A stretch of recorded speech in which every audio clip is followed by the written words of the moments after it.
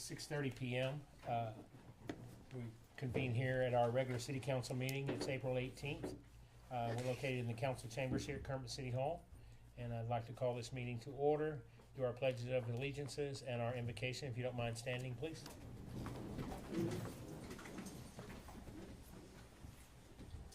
Pledge allegiance to the flag of the United States of America and to the republic for which it stands, one nation, under God, indivisible, with liberty and justice for all.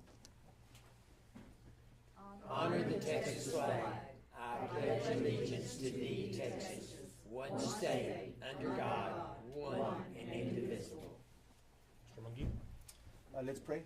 Heavenly Father, we come before you with humble hearts. Bless us here today, Father. Help us make the right decisions in one accord for the best of Kermit, Father, in this community. Bless every single one of us, Father, and always let us work in harmony. In Jesus' name we pray. Amen. Amen. Thanks, sir. All right. So we're going to move along. We have some proclamations to read tonight, and I'm going to ask council each. I've got 4, so I'm going to let Cheryl kind of just pass those down. And we'll go 2 this way. And as I call folks forward. Okay, we're going to start off. Our first proclamation is in recognition of National Animal Control Week. If we have anyone from the Animal Control Department that will come up, we'll present this proclamation. Yeah, you can go down there and I'll kind of read. No, we'll just go. Cause a little longer. Come on, Shimon. All right, so like I said, this one is for National Animal Control Week. Whereas the well-being of our communities is closely linked to the welfare of the animals in our midst, and whereas responsible pet ownership, including proper care, licensing, and identification, is vital to ensuring the safety and health of both animals and people, and whereas animal control officers and shelters play a crucial role in protecting animals from harm, reuniting lost pets with their family, and enforcing animal welfare laws. And whereas National Animal Control Week provides an opportunity to recognize the dedication, hard work of animal control professionals, volunteers, and organizations in safeguarding our communities and promoting responsible pet ownership. And whereas educating the public about animal control and care issues is essential for fostering compassion, empathy, and respect for all living creatures. Now, therefore, I, David Holbrook, Mayor for the City of Kermit, do hereby proclaim the week of April 14th through 20th, 2024, as National Animal Control Week in the City of Kermit. And I urge all citizens to join me in honoring the efforts of animal control officers and organizations in protecting the welfare of animals and promoting harmonious relationships between humans and animals. In witness, therefore, I have hereunto set my hand and caused the seal of the City of Kermit to be affixed on this 18th day of April, 2024. You don't mind?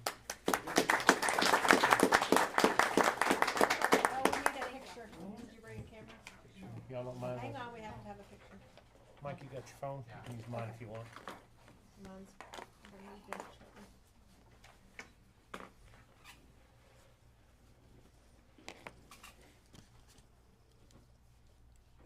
You got telecommunications? I have lineman. Thank you, guys. All right, in keeping with that, Councilmember Short will recognize National Lineman Appreciation Day. Do we have anybody from Texas, New Mexico Power, or any other folks? Y'all come on up and we'll read this whereas and whereforths.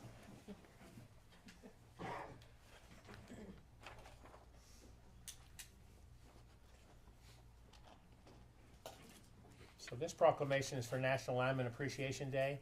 Whereas the safety and well-being of our communities depend on the dedication and skill of electrical line workers who work tirelessly to ensure the reliable delivery of electricity to our homes, businesses, and essential services. And whereas these line workers often work under hazardous conditions, facing extreme weather, heights, and high voltage, demonstrating courage and commitment in the face of danger to keep our communities powered. And whereas the National Lineman Appreciation Day provides an opportunity to recognize and honor the contributions of these essential workers whose efforts go unnoticed often, but whose work is critical to our daily lives. And whereas on this day, we express our gratitude to the line workers for their hard work, dedication, and sacrifice. we recognize their vital role in maintaining the infrastructure that powers our lives. Now therefore, I, David Holbrook, Mayor of the City of Kermit, do hereby proclaim April 18th, 2024 as National Lineman Appreciation Day. I encourage all citizens to take a moment to thank a lineman for their service and to reflect on the important work that they do to keep our community safe and connected. In witness whereof, I have hereunto set my hand and caused the seal of the City of Kermit to be affixed on this 18th day of April, 2024.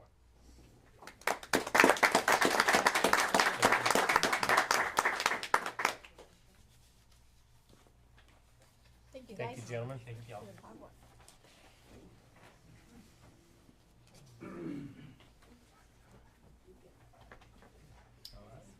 Our next proclamation is going to be for our National Public Safety Telecommunicators Week.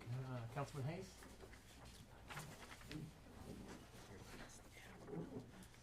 And do we have anybody from our dispatch folks come on up?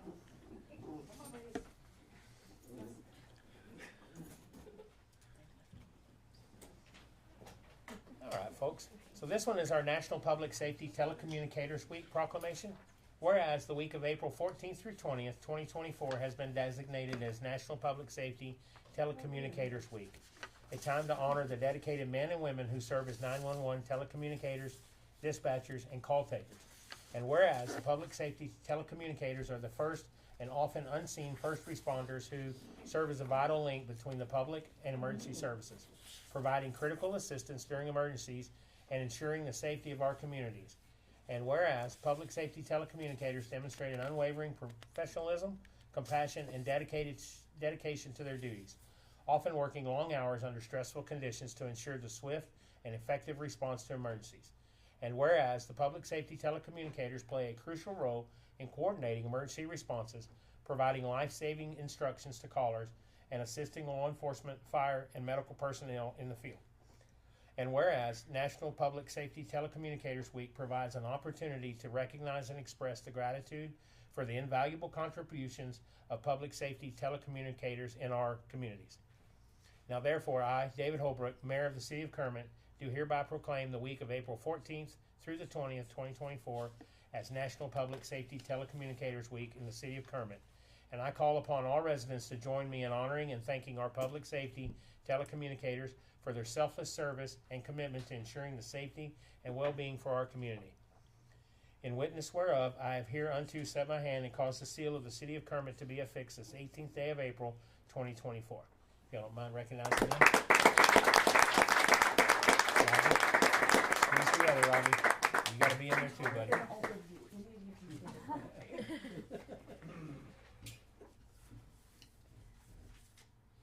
Good job, Thank guys. y'all all Thank very y'all. much. Thanks, Thank you. David. Thank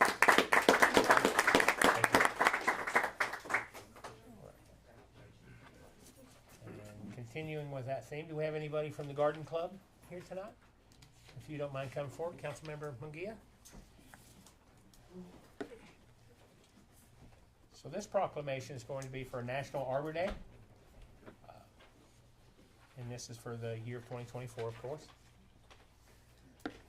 Okay. Whereas Arbor Day is a nationally celebrated observance that encourages tree planting and care, and whereas trees provide numerous environmental, economic, and health benefits to our community, improving air quality, reducing energy costs, and enhancing the beauty of our surroundings. And whereas the City of Kermit is committed to promoting environmental sustainability and enhancing the quality of life for its residents. And whereas Arbor Day serves as a reminder of the importance of tree and forest in our daily lives and encourages individuals to plant and nurture trees for future generations. And whereas the City of Kermit recognizes the value of trees in creating a greener, healthier, and more vibrant community. Now therefore I, David Holbrook, Mayor of the City of Kermit, do hereby proclaim Friday, April 26, 2024 as National Arbor Day in the City of Kermit, and urge all residents to celebrate by planting a tree, participating in tree planting activities, or supporting the efforts to protect and preserve our urban forest. In witness thereof, I have hereunto set my hand and caused the seal of the City of Kermit to be affixed to this 18th day of April, 2024 proclamation.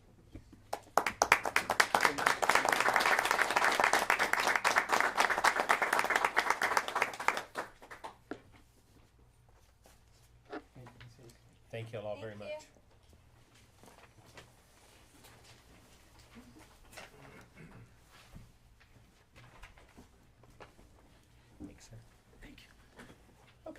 Item number 5 on our agenda tonight is a presentation on Rural Broadband Initiative by Faulkner Consulting to serve our city of Kermit and Winkler County. Mr. Faulkner, you here? You'd like to come forward, please, sir? I'm here. I didn't realize you do it as a company, but I appreciate it, and thank y'all so much for having us here. And I brought with me Teresa Burnett from the City of Monahans Chamber of Commerce. She runs the Chamber of Commerce over there and pretty much everything else that happens in that city.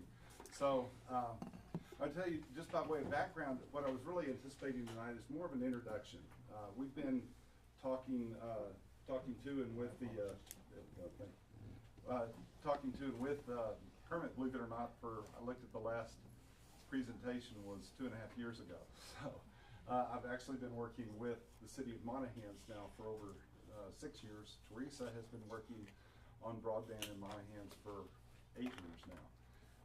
And I'm happy to tell you that after this 8 years of experience that we've had in developing that, we've actually developed and have built out phase 1 of a reliable, high-speed, fiber-based internet system. So there are about 150 or so subscribers on that today. So I guess our task or charge was in meeting with Mayor Holbrook and City Manager Ayers Mendez last week. They said, well, would y'all come talk to the City Council in 2 weeks and just let you know a little bit about it. So I'll let y'all ask questions, or we can talk about what that experience has been and just give you a flavor of what that is, and maybe, you know, help you out with, okay, what's the first step? Because you've got to take that first step in order to get to the next several steps back out there. So with that, do y'all have questions, or you want me to keep talking here a little bit? Sounds like you want me to keep talking. Keep going, Okay. keep going. Keep going, you're doing a great job. So, I really like Teresa to talk about this. It's a good story. Come on up here just so you can talk to me. It's a good story that Teresa and I met, like I said, 8 years ago. And by background, I'm an old civil engineer by background. I live in Austin, Texas now. I was born and raised in Pecos, Texas. So we still have a little ranch out by Toya, and so it's been fun for me to come back and kind of work with West Texans again, get out of that Austin environment. Sorry, I'm not. Anyway, so why don't you talk about the initial steps and how you got involved in this and what happened from there? Well, I got involved I had to. So I was kind of put on the spot by a foundation that wanted to serve the rural communities, because when they're out here working, they noticed that we didn't have good internet access. They couldn't do their work, no communication, you know. So anyway, they said, we're gonna give you a grant to enlist Connected Nation, and they're gonna come in and they're gonna do a survey of your community, and then we're gonna put this plan together and let you know where you need to be served and what needs to be served. So I was like, okay. Really didn't know anything about broadband, didn't really care if I wanted, but they were a good contributor to our community. They gave us lots of grants and stuff, so I was like, you know, we're gonna be polite and we're gonna listen to this, and we're gonna, you know, we're gonna act like we know what we're doing, and didn't.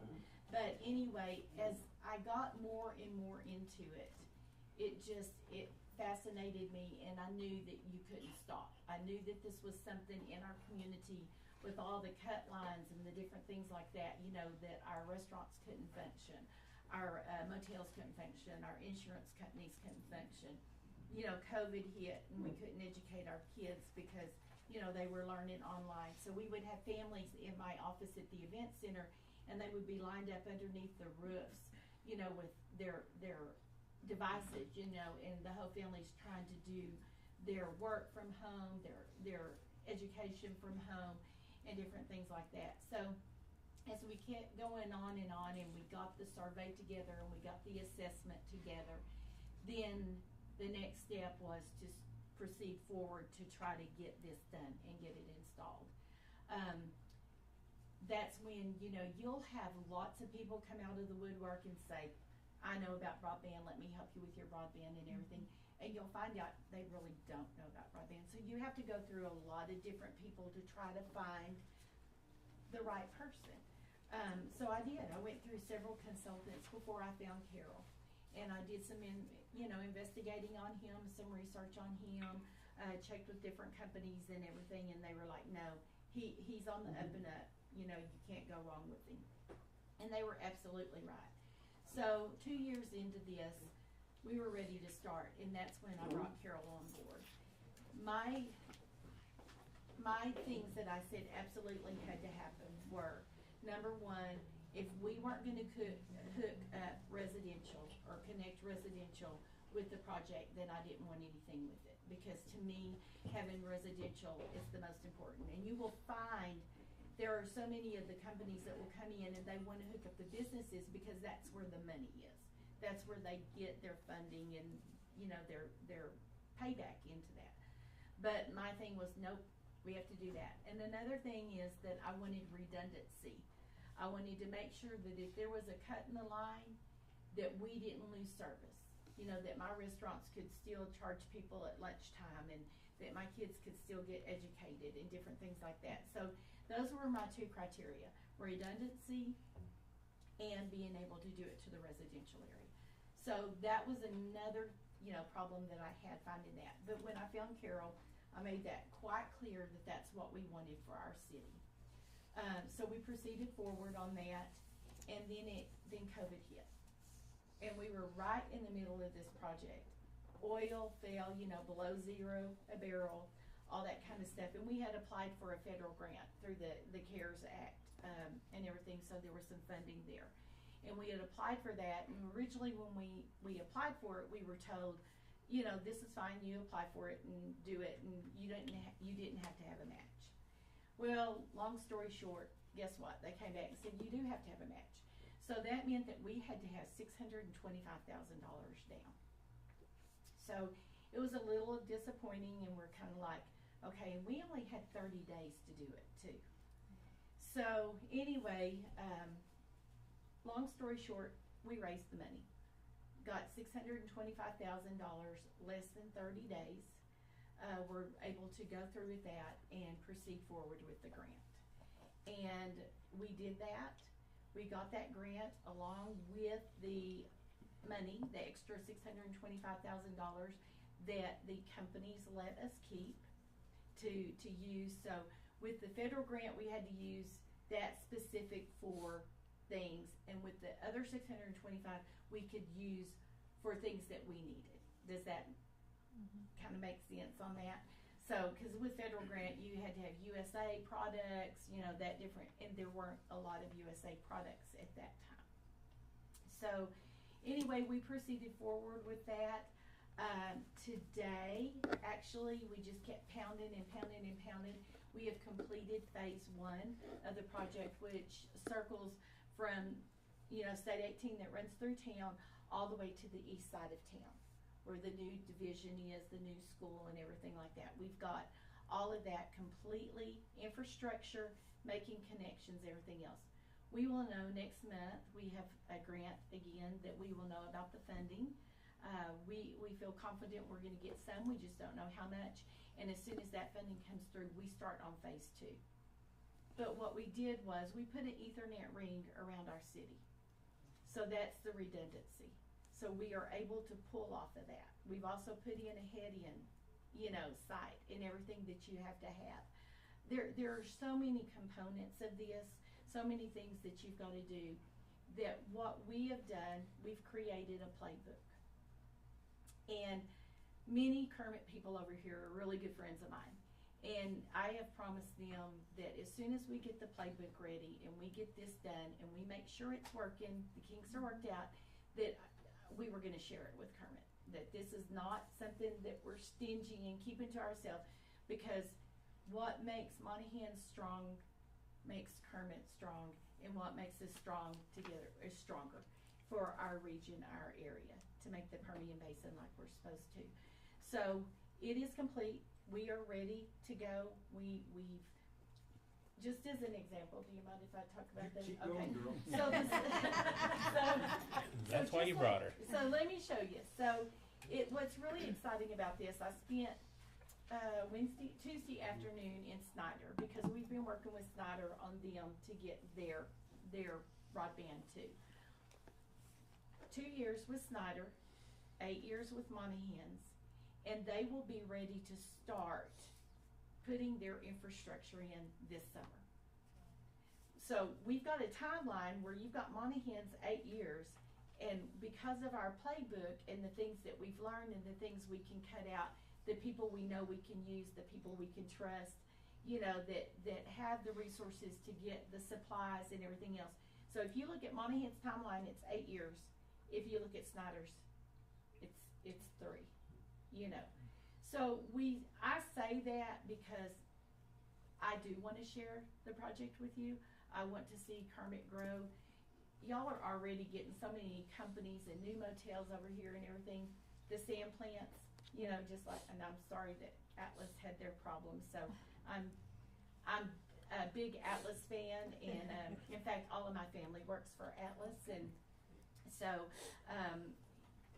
you know, that was heartfelt what happened to that. Right. So anyway, but you've got all those sand plants, and you've got, you know, you've got so much more industry and things now than even you had 8 years ago.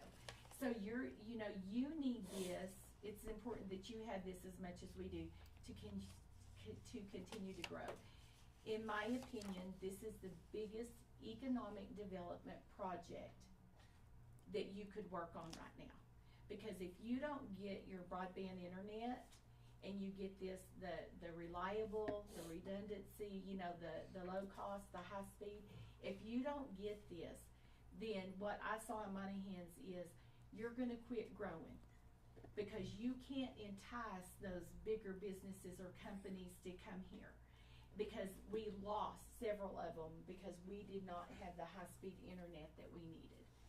And for our region, and for my friends in Kermit, I don't want to see that happen to y'all too, because we're only stronger together.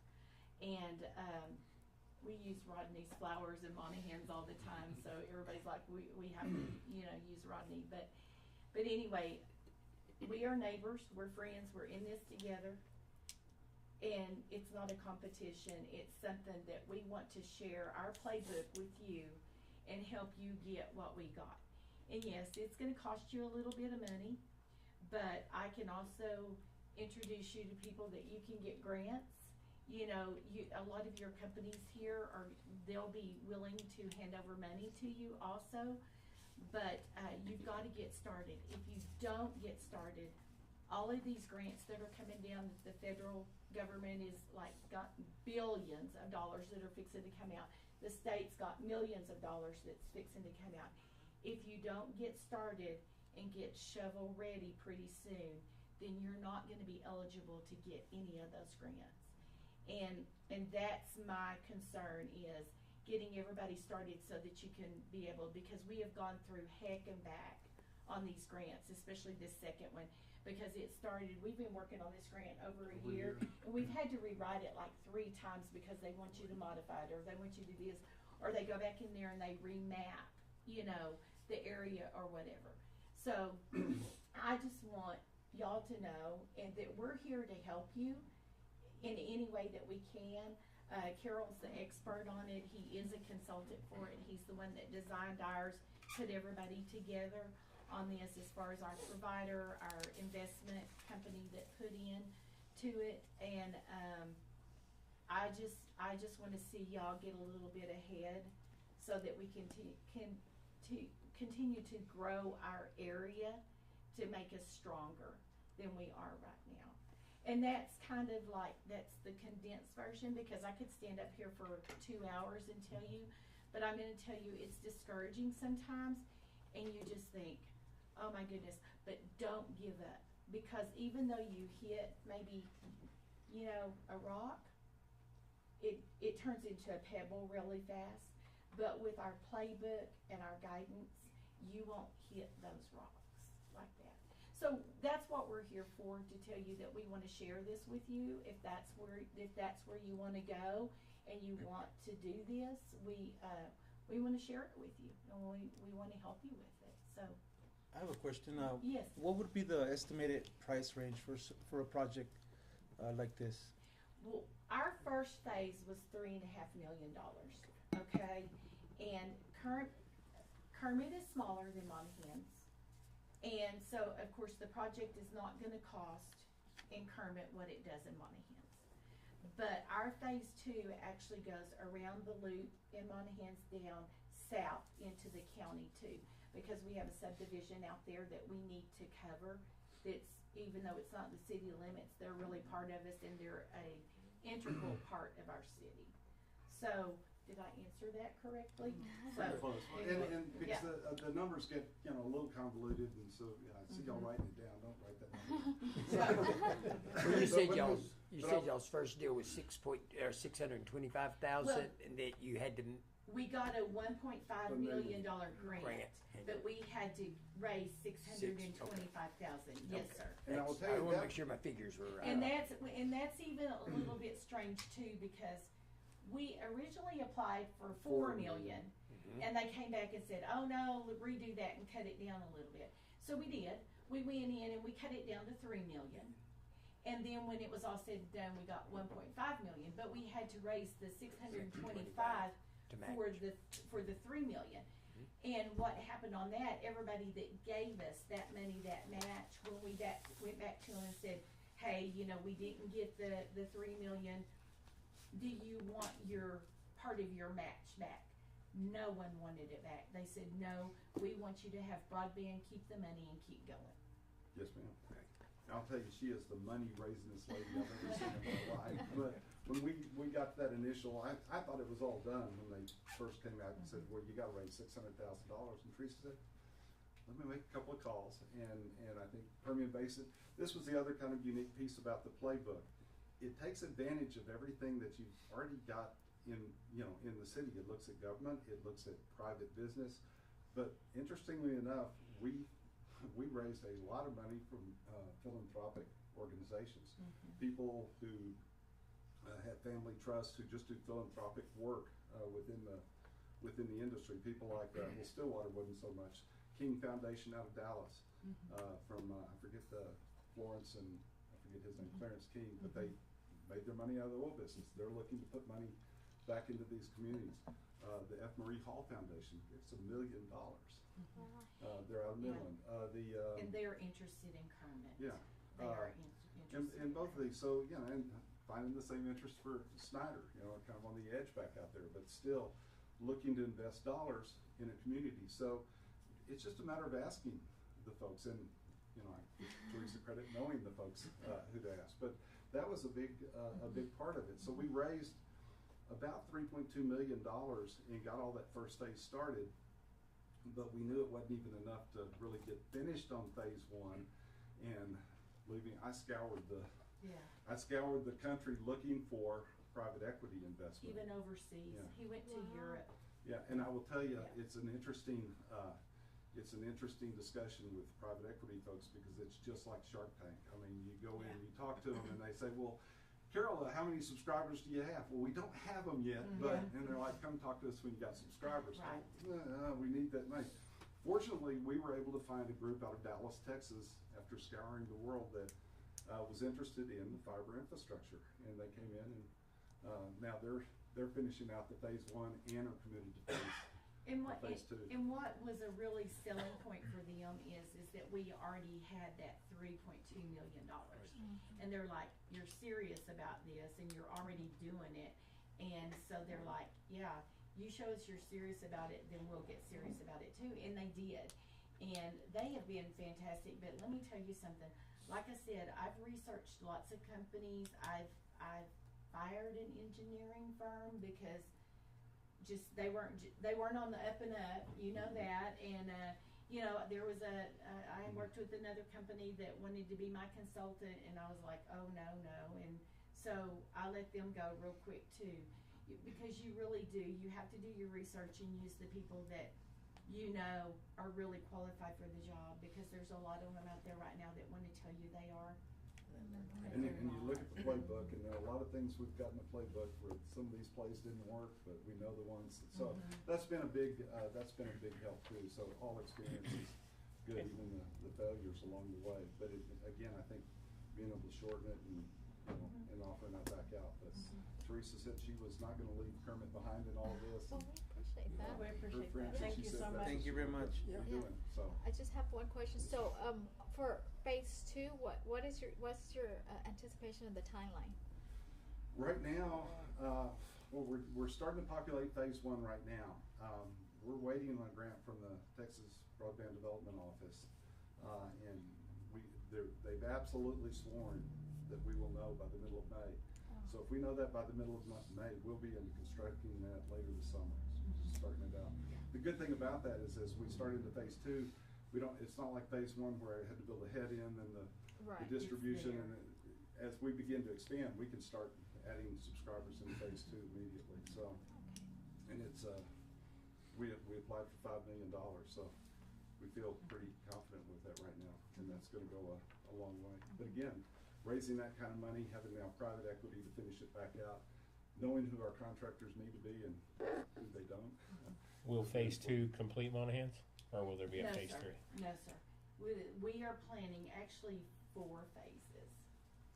And because that 3 and 4 is gonna get more out in the county. Gotcha. Yeah, and some of phase 2 actually goes to the county to the south side. It does, South side. it does. Okay. But that one of the phases, we wanna go more north into the county that will encompass that loop road around there, but also Atlas Sand out in that area also. So is the county helping y'all pay for any of this? They did, in the initial, the $625,000 that we raised and everything, the county actually came up with $50,000. Okay. I suspect, I cannot speak for them, but their goal is that any project that they work on, it's gotta help the whole county. Right. And, and of course, we have Grand Falls and we have Wickett and we have, so my suspicions are, once we start getting more to Grand Falls and Wickett and Payette in that area, that as we grow and expand out, I foresee them coming in and helping with that too. Okay. I can't speak for them, but I know that that's their goal, and I know that actually our county judge has our internet now, and he's just like, and so he is working now on letting us, all of the county facilities change over. Okay. It's not an action item tonight, just kind of an introduction, and if y'all have anything else y'all want to say? No, it's been a fun experience, and, Okay. and I Good can't tell you how information. much grief a Pecos kid took. Yeah, but- Probably yes, just a little bit. Yes, he did, yes, he did. But we're here for you, Okay. just let us know what we can do. We appreciate that. Thank you Thank all you. so much. Thank you. Appreciate it. All right, so moving on, we, at this time, we're going to, exit and go into executive session. I'd like to remind everybody that the audio and video portion stays on, even when we're out of the room, so be careful what you may or may not want heard in the public. It is 7:03 p.m. We're gonna adjourn and we will return shortly. Y'all feel free to stretch your legs, whatever you need to do, and we'll return.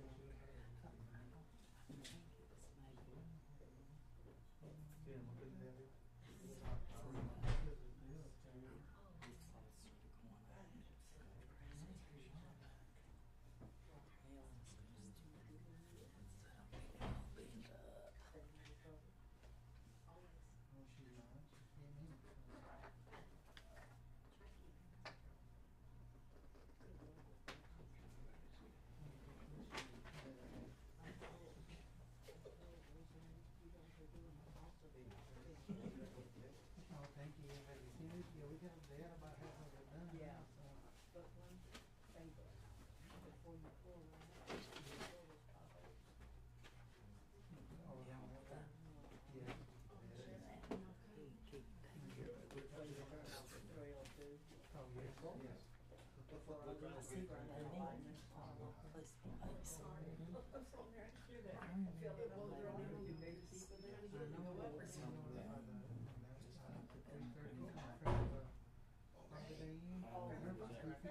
Oh, no, that, the county's gonna start working with, TechStop on that one. It's gonna be, I believe, between the TIF project, it's gonna be almost $4 million. And that's gonna be just from 302 to 115. But they're gonna try to widen it out too. And I think at the stop signs, they're gonna go with cement. No, it's not. It's not. And when those trucks park on the side of the road, it's even worse. But no, they are gonna work on widening that highway. But like I said, it's gonna be almost $4 million from 302 to 115. It ain't cheap. It ain't cheap, I'll tell you. They originally said when they started working on 302, they said it was $1 million per mile. And I think it's more than that now. Thank you, Joe Biden. Thank you, Joe Biden. Okay, I see the project. I was here months ago earlier to check and see what was going on with her application.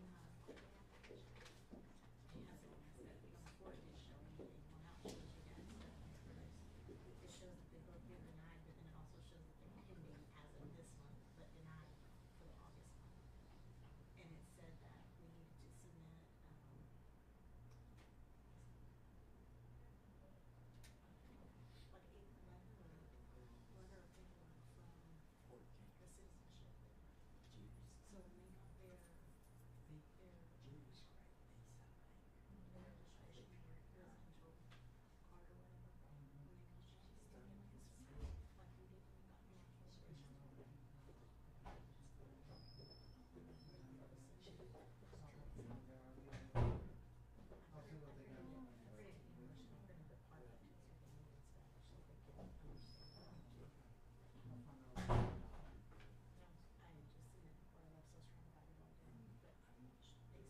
registration. I had just seen it before I left, so I was trying to write it all down, but basically we got the letter April 13th. It's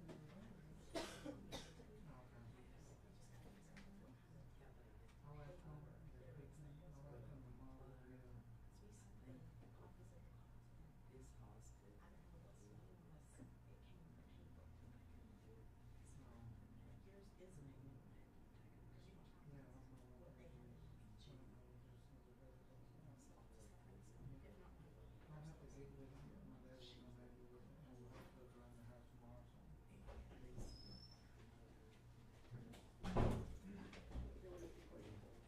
we need to get it done. We submitted copies of the cost. I don't know what's new unless it came from April. Yours is new, because you don't have what they had in June. So I'll just have it, if not, we will.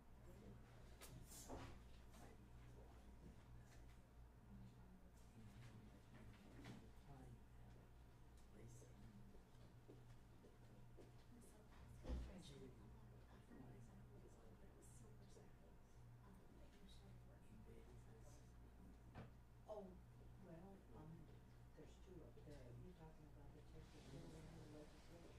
Yes. Okay. Well, as a matter of fact, I'm going to Austin next month. We're going to meet at the legislature.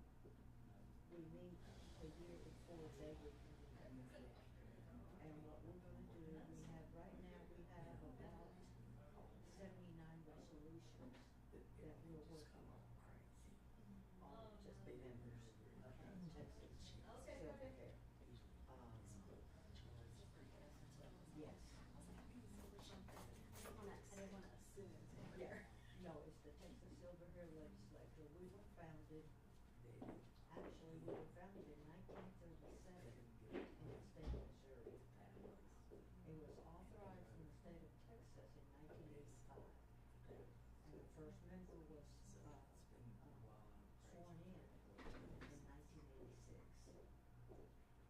since then, we had over 200 of our resolutions that have been made into law that the state legislature has accepted, like the silver alert. That was one of our resolutions. The recent raise that the teachers got, the retirement on the teachers' pay. That was a resolution of the Texas City. Yes, we're working on kinship, where we have a lot of grandparents that all of a sudden they're finding themselves raising their grandkids, except that mom and dad get the benefits, the child support, the Medicaid, all the goodies. And grandma and grandpa, they're having to go back to work in order to help the kids. So what we're wanting to do is we want to introduce a resolution where the money follows the child. Whoever is raising the child gets the benefits. We also want to extend the exemption for seniors. Right now it's 100,000, but it's only for 2 years, and it's across the board. Well, we want to keep it for anyone under 65.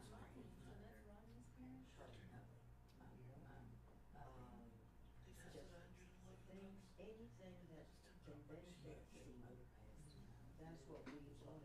We're advocating for seniors. It's not everybody, but a lot of seniors are completely on their own and raising those grandkids and Yeah. have no help. And we are the fastest growing population. Yeah, that's true. We are the fastest growing population.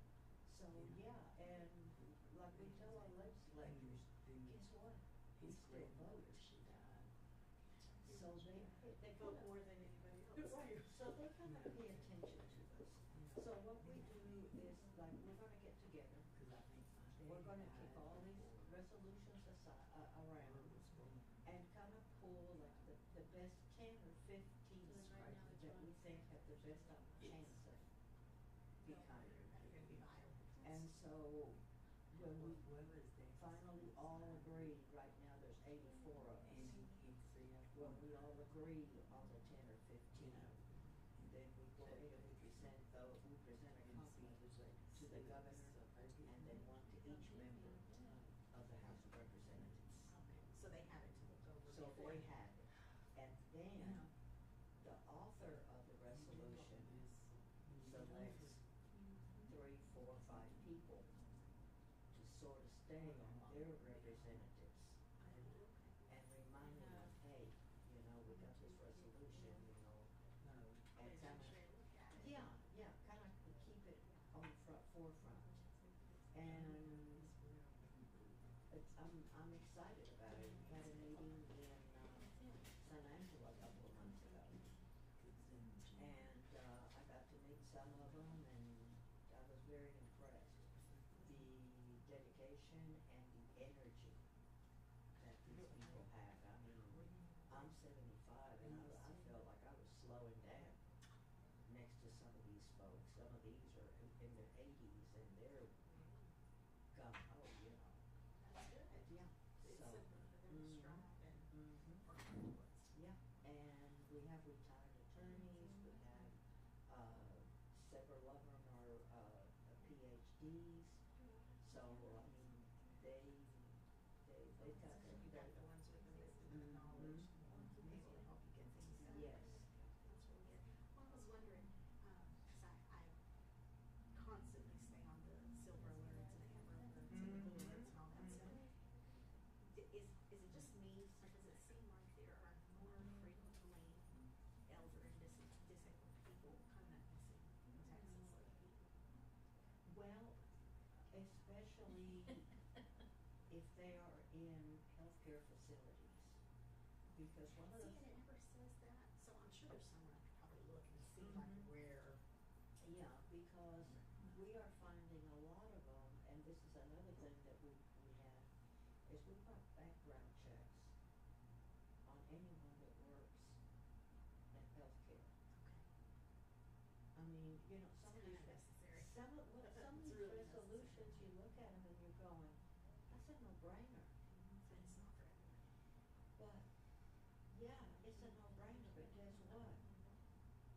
is not being required.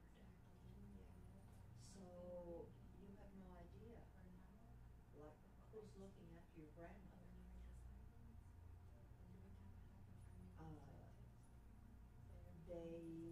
They tend to wander off.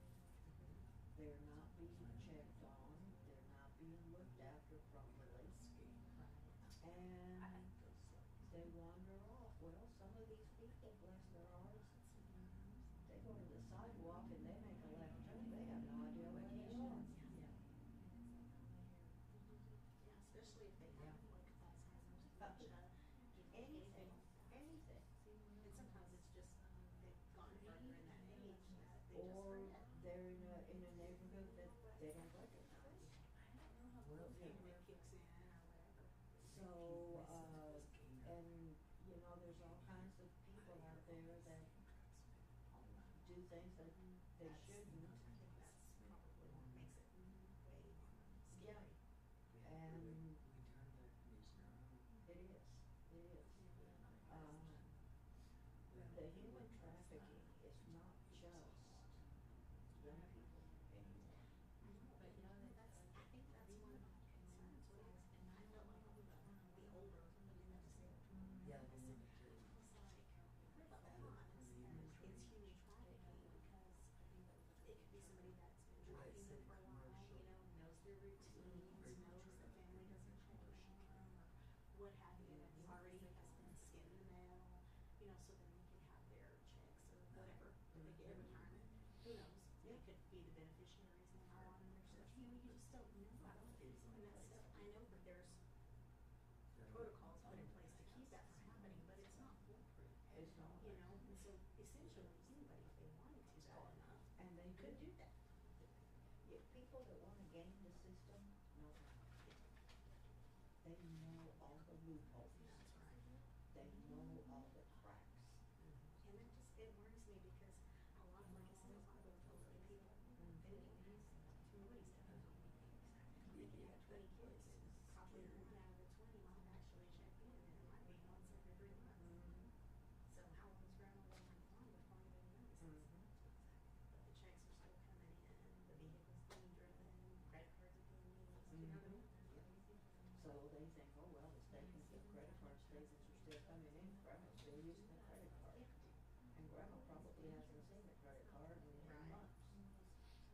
But yeah, I know exactly what you're talking about. And I just see the ones that have been reported, and some of the ones that nobody's That done. nobody's No one even knows about. You know, maybe the neighbors are also, like, I think they might have took her and put her in a home and I haven't seen her in 4 months and she's still getting mail and somebody's still checking it. You know, I just, I don't know, I think about that a lot. A lot of people are Well, with the world the way it is today, you just have to. You just have to. So, because they're scary, you know.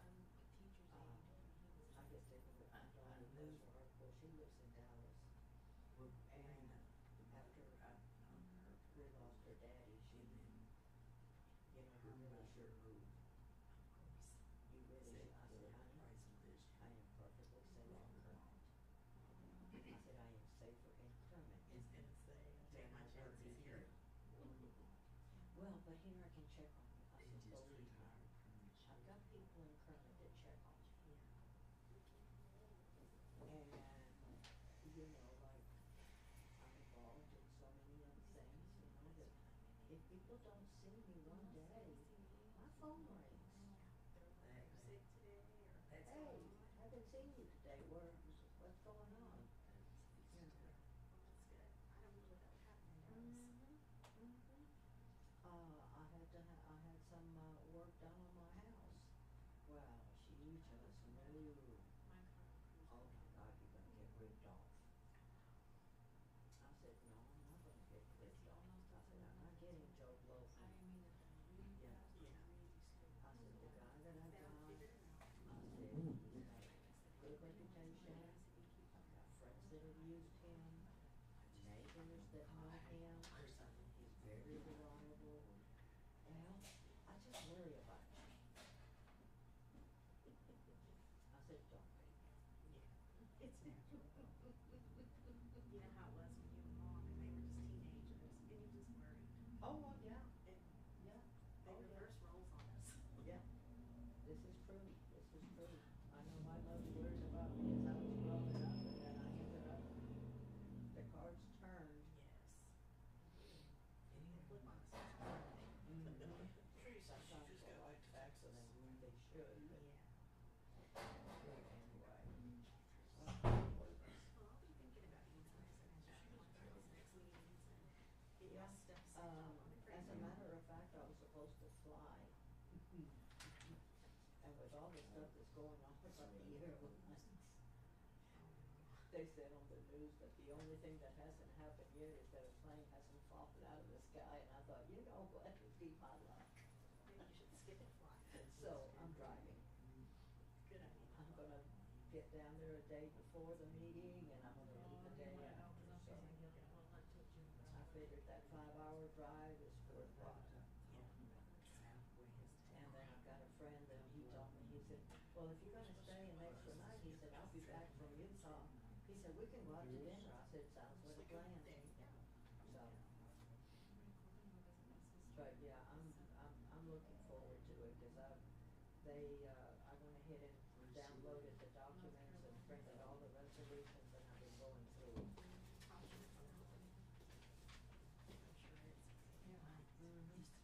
And out of those, like I said, we have to select the ones that we think have the best shot.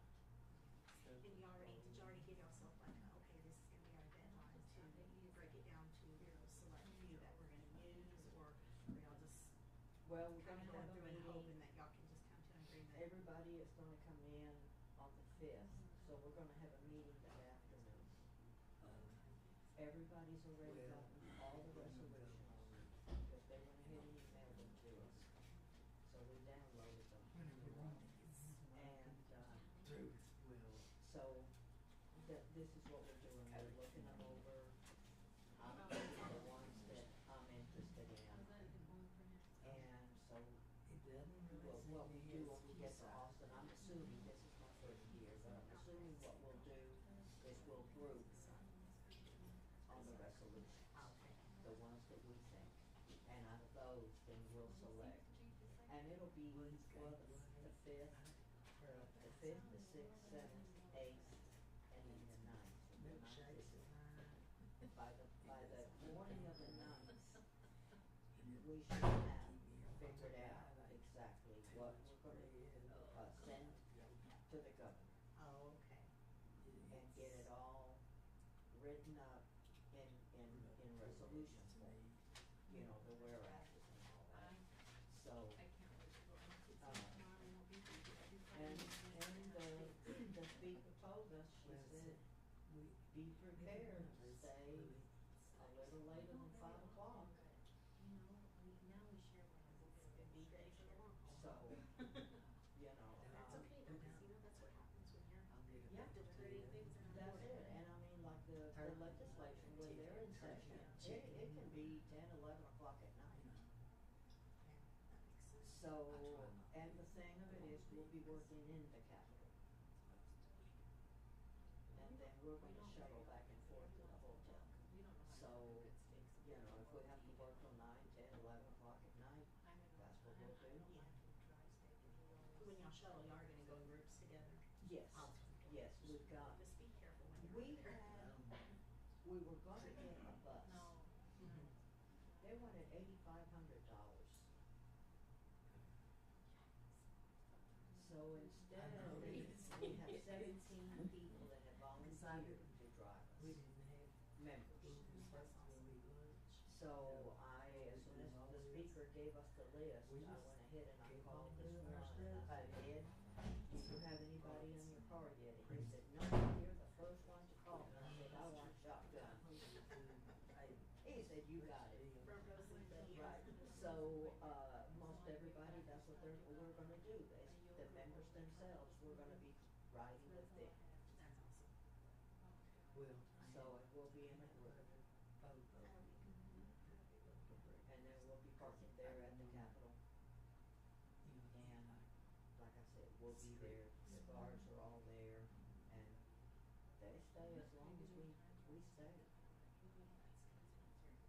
So, security is pretty good. You feel pretty confident? I do, and like I said, I'm excited That's about what it. you need to go into it. I'm excited, I'm really looking forward to it, like I said, this is my first year. Judge Wolf just swore me in this past December. So, I missed out on the training and everything, because what they do is the year that the legislature is meeting, we meet and we have training sessions on how to go do the resolutions, how to do the research. Because you have to like, I was gonna ask, is it just something that some of you already have prior experience in? I didn't realize some of them that. do, some of them do. Train you and stuff. Yeah, That's good. and then, and we can have up to 143 members. Right now, we only have 84. I'm the only representative in the Permian Basin. I have 17. You are kidding. I have 17 counties. Why is that, do you think? Think people don't know? Or Don't they just know. don't care? They don't know. I went to Teresa Burnett. She's a dear friend, and I told her, I said, I would love to go and speak to the Lions. So I went to one of their lunches, and I gave a presentation on the Texas Silverhead. And I asked, I said, who has heard of the Texas Silverhead legislature? There were 20 people in the room, not a single person raised their hand. I said, we're the best kept secret in the state of Texas. Yeah, when you mentioned it during that council meeting, which I was watching online, but you mentioned it and I thought, I never heard that. But I assumed it had something to do with the silver alerts, and then sure enough, you mentioned it and I was like, well. Yeah. So, what my plan is, and what I've done is I've gotten all the, senators and state representatives of the 17 counties. And so I'm going to be contacting their offices. And I'm also going to be like Andrews. I'm gonna go to Andrews, visit with their Lions Club, Rotary Club. I'm going back to Monahans on the 26th of this month to talk to their Rotary Club. And, just trying to get some people interested. I'm getting some momentum going. Basin is a very big area in Texas. 17 counties. So that's close to Houston. If it weren't you, then there would be no one. There For would this be. area. That baffles me. Because if you think about it, the older generation, they're the ones that have worked hard and put into the benefits that they don't even get to reap. You know what I mean? Or are afraid of not having at some point soon. And they're also unfortunately the ones that are raising grandkids, Yes. great grandkids, or nieces and nephews even. Some of them are just kids down the street that they ended up with. And that's the reason where we have the kinship, where the money follows the child. And why is it that they're able to keep those benefits for those parents anyways? Because the kid obviously is supposed to be in your care, and we know they're not. How do they get away with that? They know I how to mean, 'cause milk the system. I know they're lying. But They know how it's to just- milk the system. It just, it drops me. Because I've seen it. I have too. I know one lady right here in Kermit that she had to go back to work. And she works as a waitress, trying to raise 3 grandchildren. And probably gets no help. She said this is None at all. I believe it. I believe it. None at all. Because any money the daughter gets goes to her arm. And that's the other problem. How is she gonna say, okay, well, my daughter's getting the money? when her daughter, you know, an addict.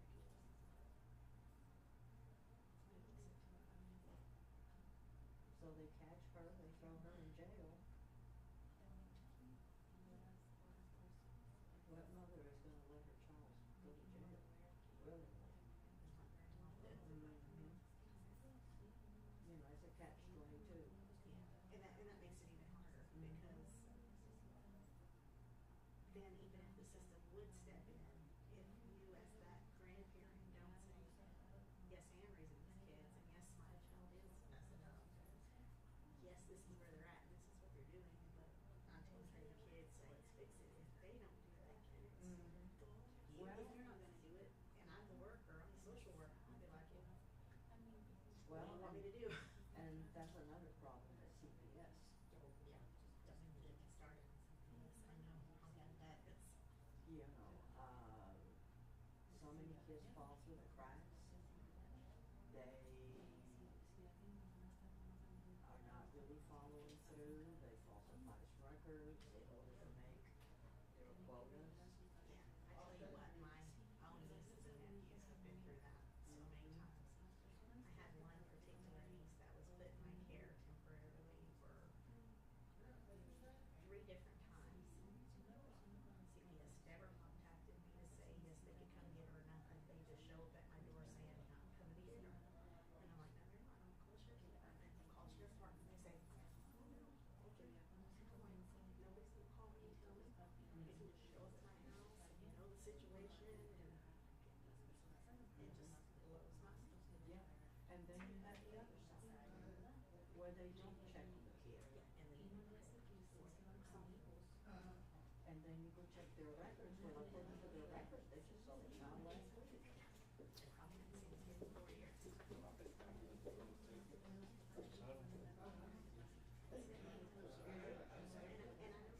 And I know sometimes they can go overboard, but I would rather them go overboard than underboard and not do anything, you know.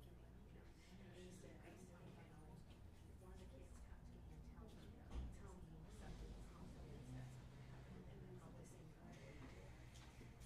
I'm gonna believe them, even if they're lying, until I know any different, because I would rather do that than not believe them than something happened. I'm a firm believer in that, and I'll ask for forgiveness later, you know. Mm-hmm. But with that situation, that's not something I'm done. Yeah. I'm not prepared to do that. That's sad. And Edward County, do we even have local people who are even involved in the CPS system, or are all of our workers like out of the area? I think most of them are coming out of Odessa. See, that's what I was thinking. It seems I like don't that's think been we that have. way for a long Yeah. time. I don't think we have anybody local. But we have a need for it. Mm-hmm. We have a huge need for it. It's sad. Yeah.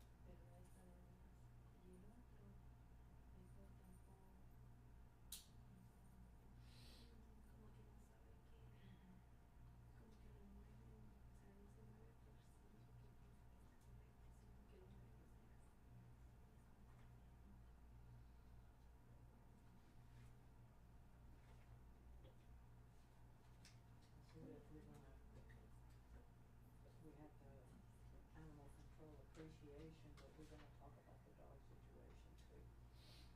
Yeah.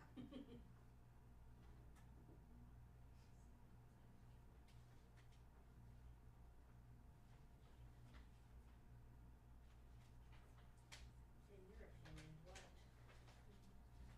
what more can be done with that? Well,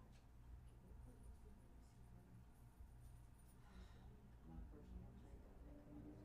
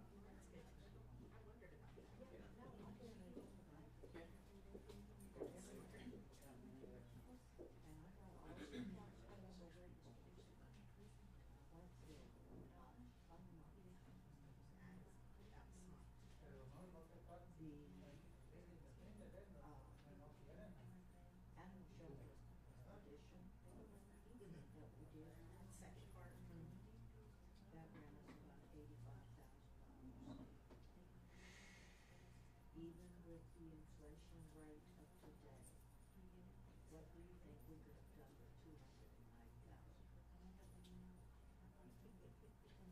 Yeah. When you can't see anything that was done other than to speak or not. That's it. That's it. And then there's still, even after they finish that contract, they're into this new look. Well, We're done.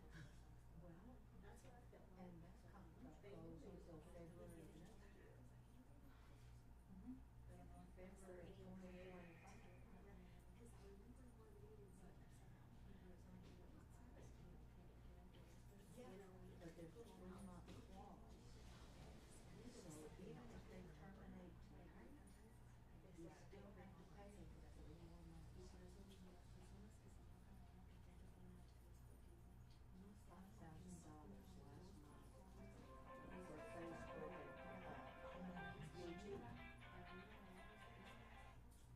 he's not even keeping up with it. Well, $5,000 for that. Why that kind of money go for that? Because it was for him to maintain it. No, to fix it. It was acting up. And the Facebook. And then $8,000 to plan and prepare the retreat for the council. But here's the, yeah, it was like consulting that came up with that idea, but this is the ticker. Guess where that damn retreat's gonna be? Rio Dos into Mexico. Oh.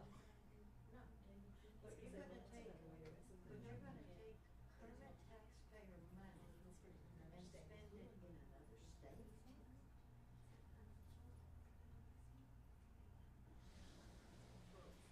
it in another state? For what they wanted that retreat more.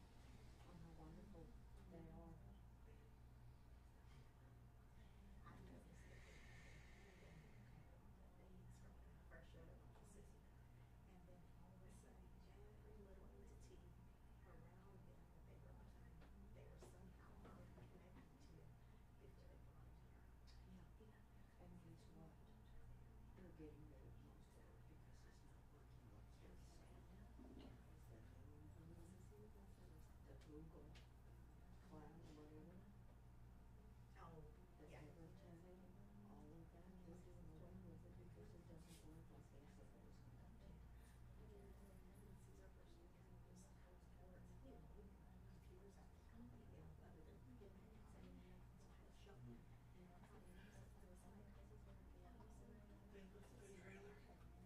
Part because their trucks broke.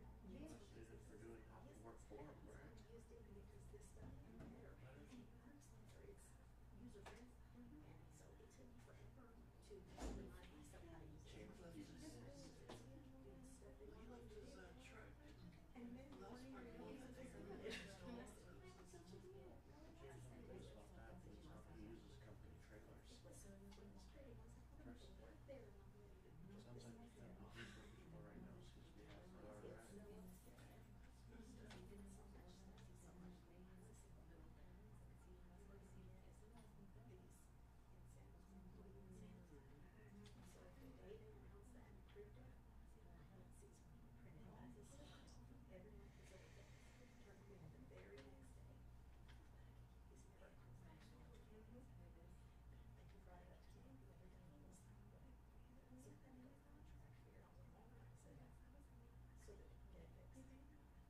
What they tell me why you do financial. You approve that stuff, why don't you, why didn't you? And I don't know if Follow maybe through. this is another one that slipped through the cracks, or if nobody got it, because I said, I'm pretty sure he's probably the first one to get it in, because he felt like, you're getting this done, buddy, because you did that. It makes me mind blow.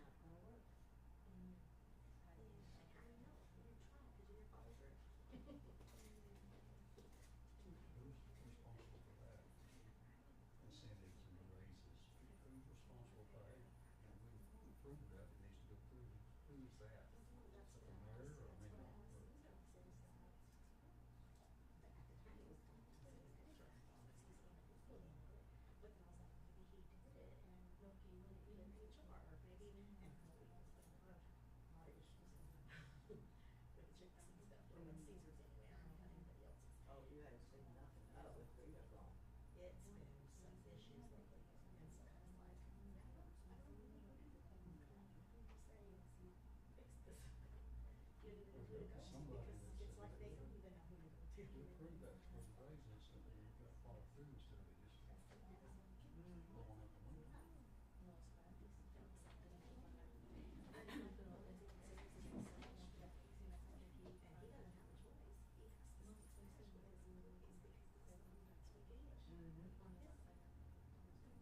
But he had to take a test, and if you don't pass the test, then you don't qualify to talk Spanish to people.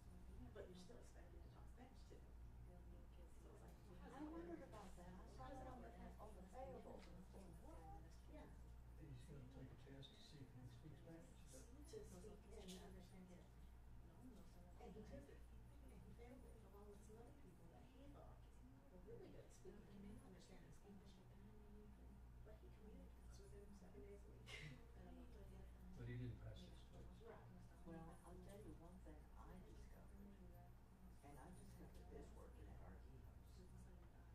Even though 99% of our employees were Hispanics, They don't speak proper Spanish. they couldn't read Spanish. Right, yeah. See, Because and I can read it, but I can't. Gene Archivo thought it was really cool that I could read and write Spanish. So all of a sudden, every time he gave me a memo, I had to translate it to Spanish. And every single time, my guys would come up, Hobie, what this say? Every single time. Could he just give it to me in English and I would understand it? Barbara Archivo, Barbara Archivo, I love her, cannot read Spanish. As the shepherd had with the little corky body. I believe so. See, and Caesar can't read it. Yeah, There's no reading. so that's And one he of would the prefer to not know speak story because time, his you know, parents they would were say acting something. with Yeah. And So so his employees. that's one something I found working in Archivos, that a lot of Hispanics do not Maybe we read should and take write that one. Spanish, they just know how to speak it. A lot of the parents aren't teaching their kids Spanish these days. And I would love to know how to speak it. Yeah, there's a benefit to being bilingual, and a lot of people don't realize it. My son, he took 3 years of Spanish in school, took 3 years in college.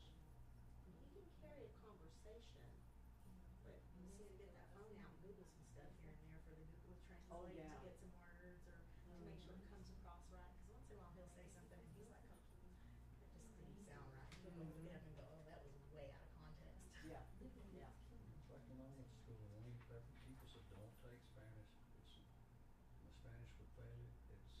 There's a slang where that's, I guess, the proper. Yes. Yeah, the Spanish you learn in school is proper Spanish. And it's not gonna get you anywhere on the streets. Not in West Texas. No, for sure. You gotta know that Tex-Mex Yeah. slang. Yeah, yeah. It's crazy. And of course, I went through the 4th grade in Cuba, so. But I still find myself looking through the English-Spanish dictionary from time to time. Right. Well, there's probably times where I'm gonna be looking the English dictionary for words that I say every day. Mm-hmm. So you ever catch yourself saying something and you're just like, that makes no sense, that doesn't sound right. And then later on, you look it up or you ask somebody else and it's wrong, but it just seems weird. Well, I tell you what I do. A lot of people play games on their iPads. My thing is word games. I don't play Candy Crush or any of that. I play word games. And so that keeps me a little bit alert, you know. Well, and it probably introduces a new word once in a while. Every once in a while, or it reminds, Reintroduces. reintroduces. It's not Something that like, you don't oh, use as yeah, frequently." yeah, I know that word. And then sometimes I'll think that's a word, and it'll actually make me look it up. Sometimes I'll say something and my son's like, Mom, you can't just make stuff up as you go. And I'm like, well, it sounded good. Should have been a word. It'll be in one of those dictionaries eventually. I know first time I went down to Miami to visit my parents after they moved back down there, and then I got around my cousins. Well, my cousins, they all grew up here, or they grew up in Florida. And my cousin Lily, she's 15 years younger than I am, and she's like And I looked at her and I said, Lily, you either talk to me in Spanish or you talk to me in English, but don't you mix that crap up for me. I have enough trouble with one language, I don't need you to mix it. And there's a couple of ladies at the senior center, and like we'll go to the movies or something in the van, and they'll sit together and back and forth to the Spanglish, and I mean, they lose me. You know how people, when you're watching a tennis match? Uh-huh. That Caesar does that. We'll go to his parents and he'll be talking to him in Spanish, but I guess he thinks, I don't know, I'm assuming he thinks that he needs to lead me in on some of it, because I usually, if I'm listening to them and they just keep a certain pace, then I can pretty much gather what they're talking about. But then he'll throw English in there here and there, and I'm like, because you're confusing me. I have to like make my brain shut off and turn the other way. It's like reading frontward and starting to read backwards. You know? Yeah. It's like, Yeah.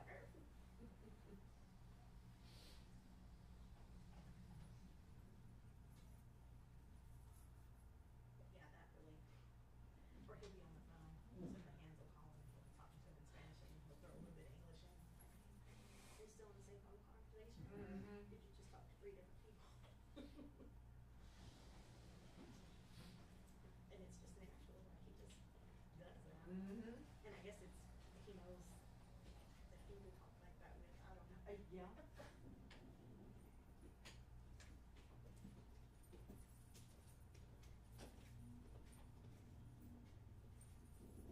I heard you talking about these elections for what you're doing, and they haven't announced elections and stuff before. So I don't think I've ever voted for them. I wonder how it worked. Yeah, they keep it on the down low. But this time word got out. And, it's precinct 1 and precinct 3 that are up for re-election. And, you know, Booger, the EMT, he went ahead and got in for precinct 1. Oh, Oh, he did? Yeah, and the guy that was in precinct 1 conveniently resigned. So Booger's already in, Good for him. and then I'm running against Deborah Mitchell that lives in San Angelo. yeah, it took me a minute to figure out who. Yeah. How is she running if she lives in San They still have a home. She's still registered here. See, that's what they get into in town. Then I heard Chris, said, "Oh, I was gonna run." I said, "Chris, I thought you lived in that Perry edition." "Yeah, but I got a house on Bean." But he didn't, why not? He's gonna run against Bernie, he said. I don't know, I feel like that's one of those things that there should just be a cut and dry, black and white line. Like, is this where your home's homesteaded at? You know, because you can only homestead at one house. That's it. You can't have them both, you know what I mean? So if you're not homesteading in that county, then you don't reside in that county, you know what I mean? Yep. Because anybody can have houses pretty much anywhere, you're just gonna go. Oh, yeah, beyond that. there's people that have rental property all over town. It's crazy. Yeah. I don't think that would be very, not just fair, but it's just not. It's not honest. Yeah, it's not, there's no integrity in it. You're Oh, okay. bending, you're not really lying, but you're Yes, you are. kind of lying. Yes, you are. It's like, we're gonna draw the line. You know, it's kinda like a sin by omission. There you go, that's what I was looking for. It's like you're not saying it, but you're not saying it, so you're admitting it.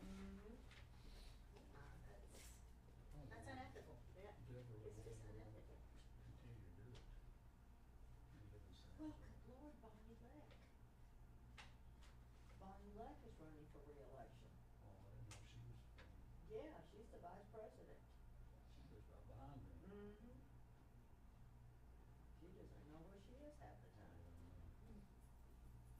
And that's not, that's just not adequate. Well, you know, my thing is transparency. Yeah.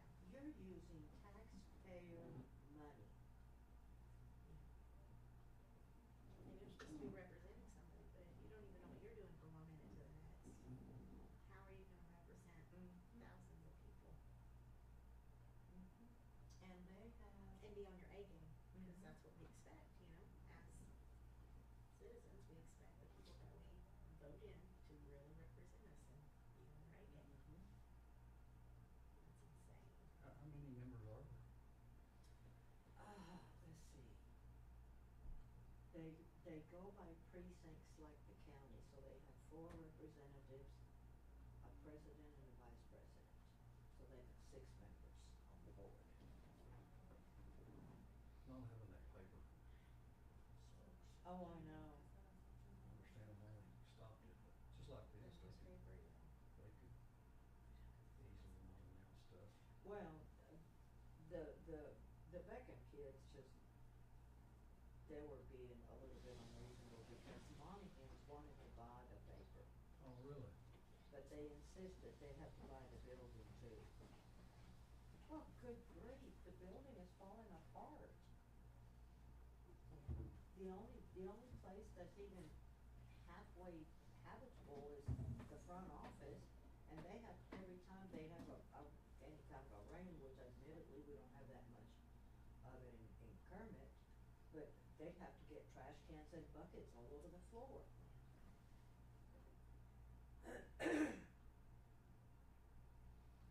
And that is a big building.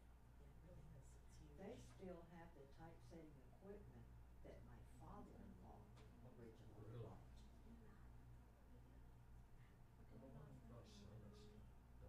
Well, who's gonna buy that old typesetting equipment? They don't even use that anymore. Everything is done on computers.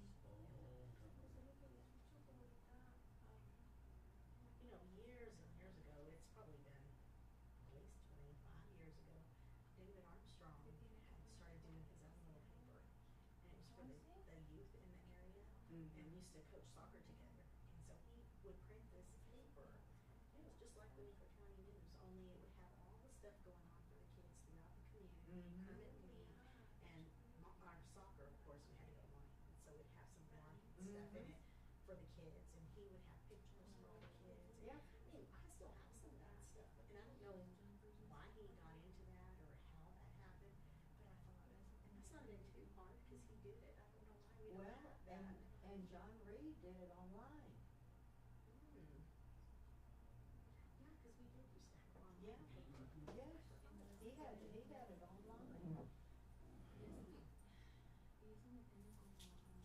Maybe we just need somebody to build a platform online, go around and gather the information, all the entities. That's what, At least and once or twice a week. that's what John used to do. He used to, go to the courthouse and he'd come to City Hall, post everything, he'd go to all the meetings, keep up with it. I mean, and he took photographs, everything. Yeah, I forgot all about Yeah. that, but I do remember looking at some of the stuff on there when he first started doing that. And we brought up to have some kind of newsletter in our water bill. We got that yet. I was wondering about that, cause I do remember, like, I'll see a lot of the posts and people will say, well, I remember it said so and so, and I'll forget about it, and so. I don't get a lot of those. We live outside the city limits of Bowie, so we don't really live in Kermit. So we don't get to vote for weed, and we don't get to vote for Kermit. Yeah. Just stuff. So you get to vote in county elections. Yes, county. Yeah. As long as it's the county, and of course, county and state, it's not the city stuff, which drives me crazy. Isn't the election stuff like that's supposed to be, they posted it in Monahans paper? That's how they're getting by. Yeah, everything is posted in the Monahans paper. And sometimes Pam, Day, sometimes she posts stuff, But not everything. everything, yeah. And I'm sure there's a lot more than she even cares to even read through half the time. And I've never even thought about it. Can we get a Monahans paper in Kermit? Yeah, Just have you mail it or something? a lot of people do. They subscribe to it. But it makes me wonder if they're doing that to keep on the down low,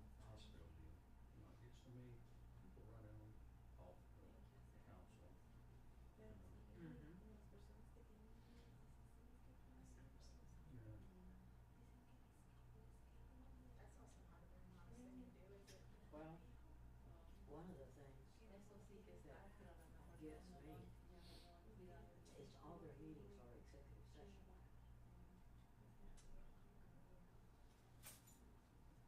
So, that's what I wanna know is, how come everything is executive session? If it doesn't concern, personnel matters. Personnel, okay, I was gonna say employee, but yeah, personnel matters as well. Or litigation. Okay, they can throw HIPAA laws at me. Booger keeps up with the HIPAA laws. It doesn't pertain to any of that. Why are we having executive sessions? Why? See, and I just assumed that they were related to either personnel or litigation, like you were saying. Nope. Well, school board, it's supposed to, whatever you employment or dismissal, it's gotta be on that one. We can't talk about the dog park. And I assume it's the same way on the city council. You can't just go in there and start talking about whatever. Right. You can't talk about Can't vote. anything else outside of that. Right. But when they come out of executive session, if they took an action on anything, they have to come out and say, you know, we make a motion to do this or not do this. Okay, so basically it's just following Robert's rules. Right. Like, cause we did that with the HUD housing, Mhm. because I was a commissioner with the HUD housing, and we had to make Exactly. rules. Okay. I guess. The Robert Rules of Decorum. What's it say they're going in for tonight? Does it say on there? Litigation. I had to put it on, so I could set it. Bill let down. And the Whitetail Development. What was the ones that we were doing the housing stuff in? Yes, at the Fulbright Park, they had X number of years, they had to do something. They had to progress so much. If they did not, then the land would revert back to the city. Okay. Susan and I used to talk about that a lot too. When T2 first came in, I said, "What's the law?" And what I was thinking was that's too much. Well, see, That's Whitetail, not what he done. Whitetail tried to sell it. But they were gonna sell it for a commercial purpose. That Well, wasn't what was approved in the contract though, right? no, It had to be residential.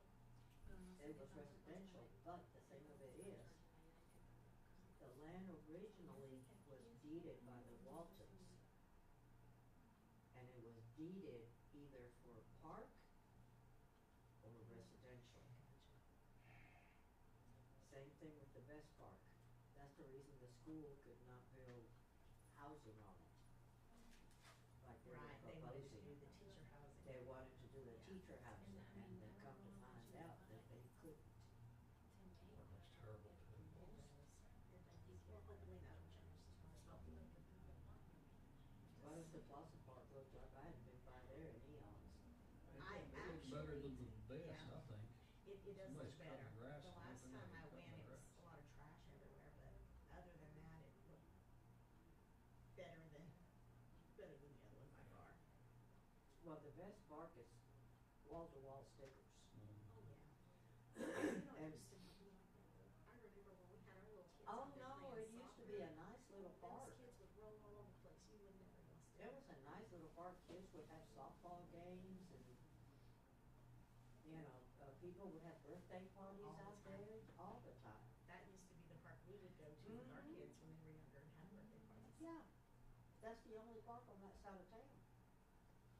Yeah. And then the school took it back and I mean, it went to hell in a handbasket quick. Yeah, it did. It did, it definitely did. And, you know, when they were first talking about, like, what are we gonna do with it, I was like, the city does take it because I hope they, which I didn't know that they weren't gonna be able to turn it into teacher housing, Mm-hmm. but I was afraid that they would. And I said, what about all those kids? They'll have nowhere to go because they have to cross the highway one way or the other Mhm. to go anywhere else. Mm-hmm. Either way, they were gonna have to cross one of those two highways. Yeah. I was like, that's not. I asked Mike, I said, what are you guys gonna do with it? I said, that thing is wall-to-wall stickers. He said, well, I imagine we're gonna have to dig it up and plant sod. Probably, yeah, probably spread it all I out. said, well, you're gonna have to apply a lot of pre-emergent. Cause I guarantee you the stickers blow in that side of town.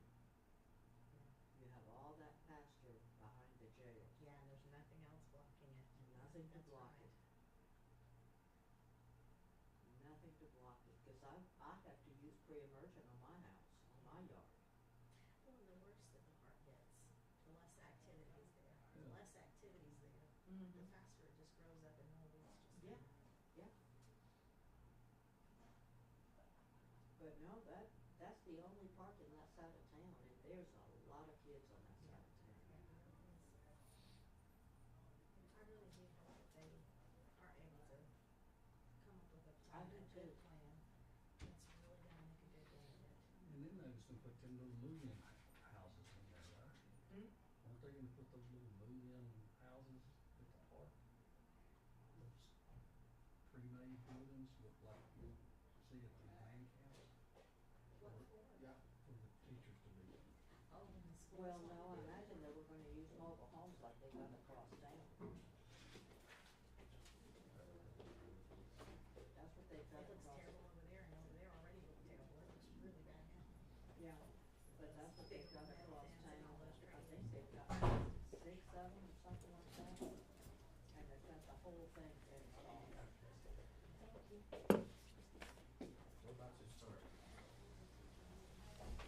Ooh, it feels so much better in here. I It know, feels so much better in here. I need one of those in my office. Good news is we're through about a third of our agenda.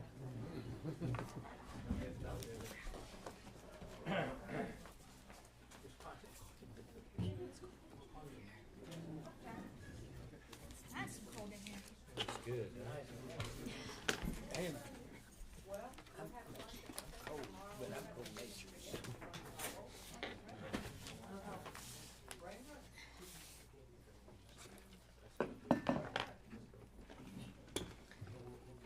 it's 70. Here, we're freezing in Judy's birthday. Well, I said 80, I didn't say 70. Are you cold, Robbie? This side's cold. I'm fine. No, but that's good. 70's good. I think it's good. We'll get warmed up. We can. No, it's fine. I'm fine. I've got sleeves. I just put my sweater on. So Oh, I'm just telling you, I'm relax. feeling good. I mean, she, Hey, we hear, she's we gonna hear be in some hog snoring. head. She's feeling too good. Way too good.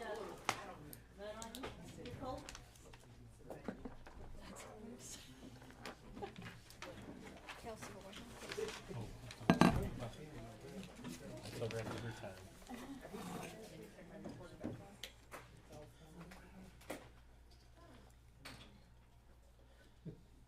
You'll give us just one more minute and we'll come out of I it. just say I think we got Kelsey's.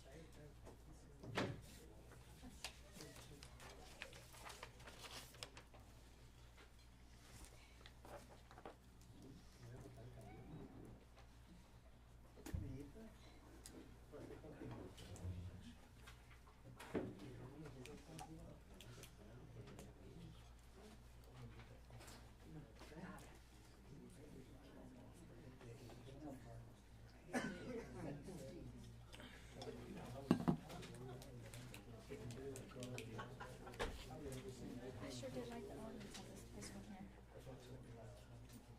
I'll keep an eye on that. They were really cute to make as well. Yeah. That having no business. Yeah. Yeah, it's huge.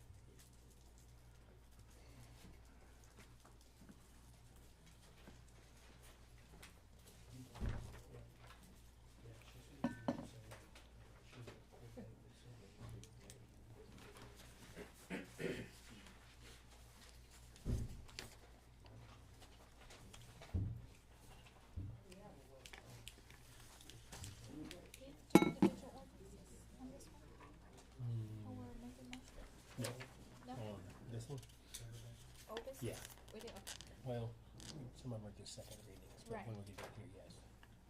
You don't have to have it on. Okay. Can you see that? Yes, sir. All right, everyone, it is 8:10 PM. We've retired from executive session. Moving on to item number 7 on the agenda, is there any discussion or consideration for any actions that were taken during executive session? Mr. Mayor, I would like to make a motion to authorize the city manager to, pursue and check into a piece of property that was discussed in executive session. For the purchase of a piece of property that was discussed in executive session. Do I hear a second? I'll second. Have a motion and a second to authorize the city manager to investigate further the purchase of some real estate. All in favor? Aye. Any opposed? Motion carries. Okay, moving on to number 8 is our consent agenda item. We have our meeting minutes. Any discussion and consideration over adopting the amended ordinance 24-12, which is the investment policy for the city of Kermit. Discuss and consider resolution 2410, which is the authorization of participation in the text pool investment pools and designating an authorized representative. And also the last thing in consent agenda is to discuss and consider resolution 2411, approving text pool investment pools participation agreement. So y'all have those things in your packet if you reviewed them, if you have any questions. The only thing you don't have in the minutes, but I will have them ready for you. Okay, so scratch the minutes as far as the consent. Okay. Mike, I did have a question on this. On the second to last page, under almost at the very bottom, it says Treasury bills, notes, bonds, and government agencies, securities, excluding mutual funds and investment pool transactions, shall be purchased using the delivery versus payment method. How would mutual funds and investment pool transactions be handled? What page was that? I'm sorry. The second to last page.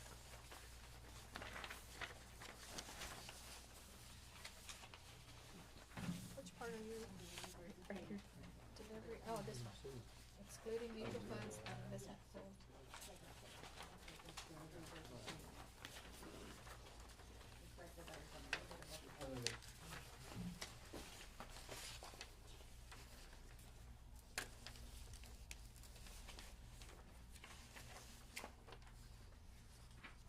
That is,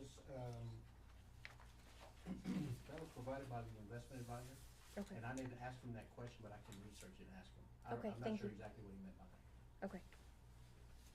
And I can bring that, I can send that out to the council so you know what his response is. Okay.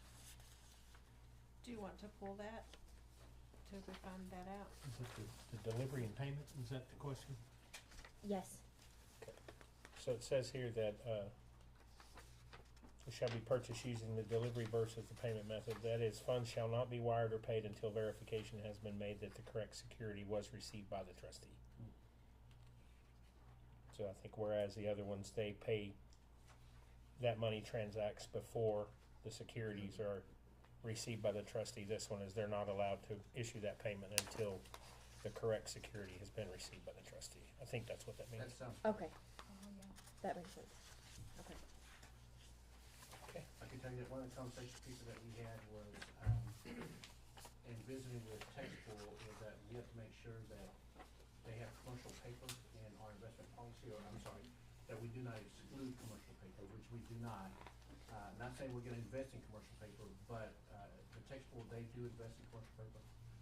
But I just wanna make sure that it wasn't excluded, and it's not, I made sure of that. Also, the depository agreement, is that the depository agreement would be 3 years with an option of 2, 1-year options. So that's also in our investment policy. We had a great conversation on Monday concerning the investment pool and what we're able to do. I will tell you also that, what we're looking at is that 13% of the total dollar amount that we have in our pool cash account, which, by the way, we have now consolidated all of our accounts. We only have 3 remaining accounts. We have the water bond account, we have the wastewater bond account, we have the police special account, which is be kept separate, and then we have a consolidated cash account. So everything now is in consolidated cash. But the discussion was that 13% of what's in our consolidated cash account would stay in the bank account, and the other 87% will be available for investments. And right now, Texpool Prime is paying at about, I believe, 5.67. It's at the highest rate it is right now, and as we discussed, it's currently at an inverted curve, which will end fairly soon, probably by the end of the summer. They think that that will stabilize out.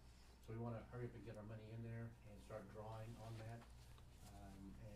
But even at that, if you notice on the security aspect of it, is that, we won't be allowed to put any more than 75% of our investable monies into the tax pool prime account. So we still have that. Tax pool prime is an account that we can pull out within 24 hours. So if we have an emergency come up, for whatever reason it is, we can pull that money out and it's back in our account. And without any penalty or interest. Right. And can you disclose, cause I don't have my notes, what that would bring monthly? Yes, the estimates that we're looking at, and this is a part of what Leanne was telling me, based on just $10 million of investment in the tax pool prime account, we would be pulling in $41,000 a month. So in the term of a year, we pull in almost $500,000 in interest alone. If you look at our, I looked at our information that we had from last fiscal year, I believe, and we had about 2,700 that we had in interest for the year. Wow. So we're looking at 41,000 for the Yeah. month. I mean, we're getting. So there's some prime, we are in a prime position right now to really take advantage of the market before it starts leveling out. And once it starts leveling out, then essentially what will happen is that we'll move that money to other investable accounts that will draw more interest than we will in the taxable prime. But so you'll probably see one of the reports that Leanne is creating would be a report for the council to see where all of our money is at and how it's fluctuating, the interest we're pulling in on a monthly basis. So you will get an investment account report from her. Is there any possibility of ever us losing money? The only way we would lose money is if the investment that we're in loses it.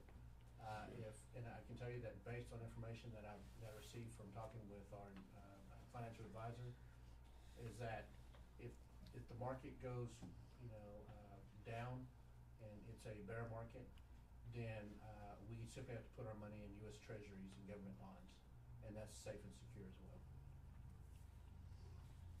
So this isn't going into bonds right now? It'll be in an investment that they have where the money goes into a pool, and then Okay. tax pool prime or tax pool pool. will invest it based on securities, based on bonds, anything like that. We also will have the ability to purchase other municipal bonds. So we could buy bonds from the city of Dallas, buy bonds from the city of Houston, the city of Monahans. We have the ability to also buy bonds that other cities issue, which would give us revenue coming back. One of the things I do want you to know is that at the very top one that you saw was U.S. Treasuries, which U.S. Securities, which gives us the ability to invest for a 5-year period. But there's security measures in place, and basically the policy says that however much money we put in for a 5-year investment, the requirement is that we take out 20% every year. So we're not having it sit out there for 5 years, but in 1 year, we're gonna pull out 20%. The next year, we'll pull out another 20. We just keep doing that until the end of the 5-year maturity. But that's a part of what the investment that we're looking at. So there's catches in there to make sure that we're not putting all money in one account and that we risk losing it. It'll be diversified and put in different places. And we'll always keep 13% until we're comfortable. And that we may come back to you and say, okay, we wanna drop that down now to 10% because we're comfortable.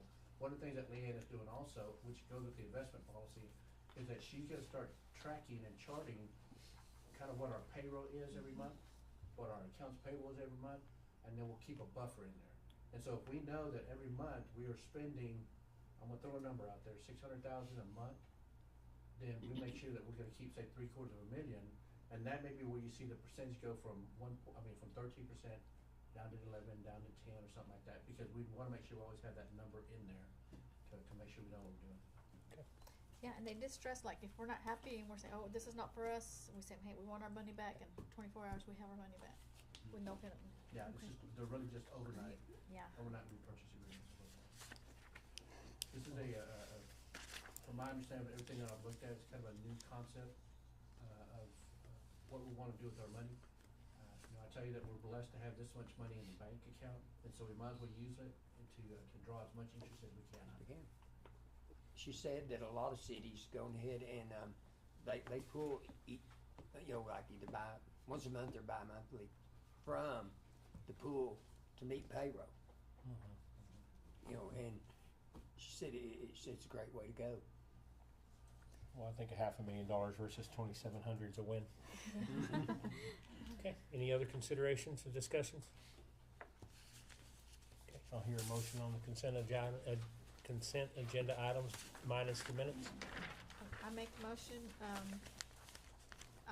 consent agenda, item 8, B, C, and D. I'll second. Okay, we have a motion and a second to approve the consent agenda items minus the minutes, B, C, and D. All in favor? Aye. Any opposed? Okay, that motion carries.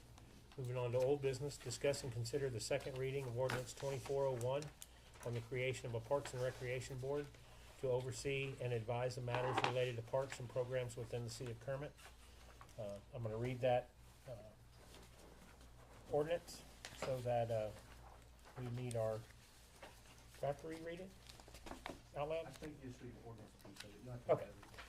So the ordinance 2401 is an ordinance amending the Kermit City Code of Ordinances, Chapter 2, Administration and Personnel by adding Article 2.03, Division 4, Parks and Recreation, creating a Parks and Recreation Board, providing rules and regulations for the Parks and Recreation Board, and providing an effective date, providing a repealer, and providing a savings clause, and providing for publication.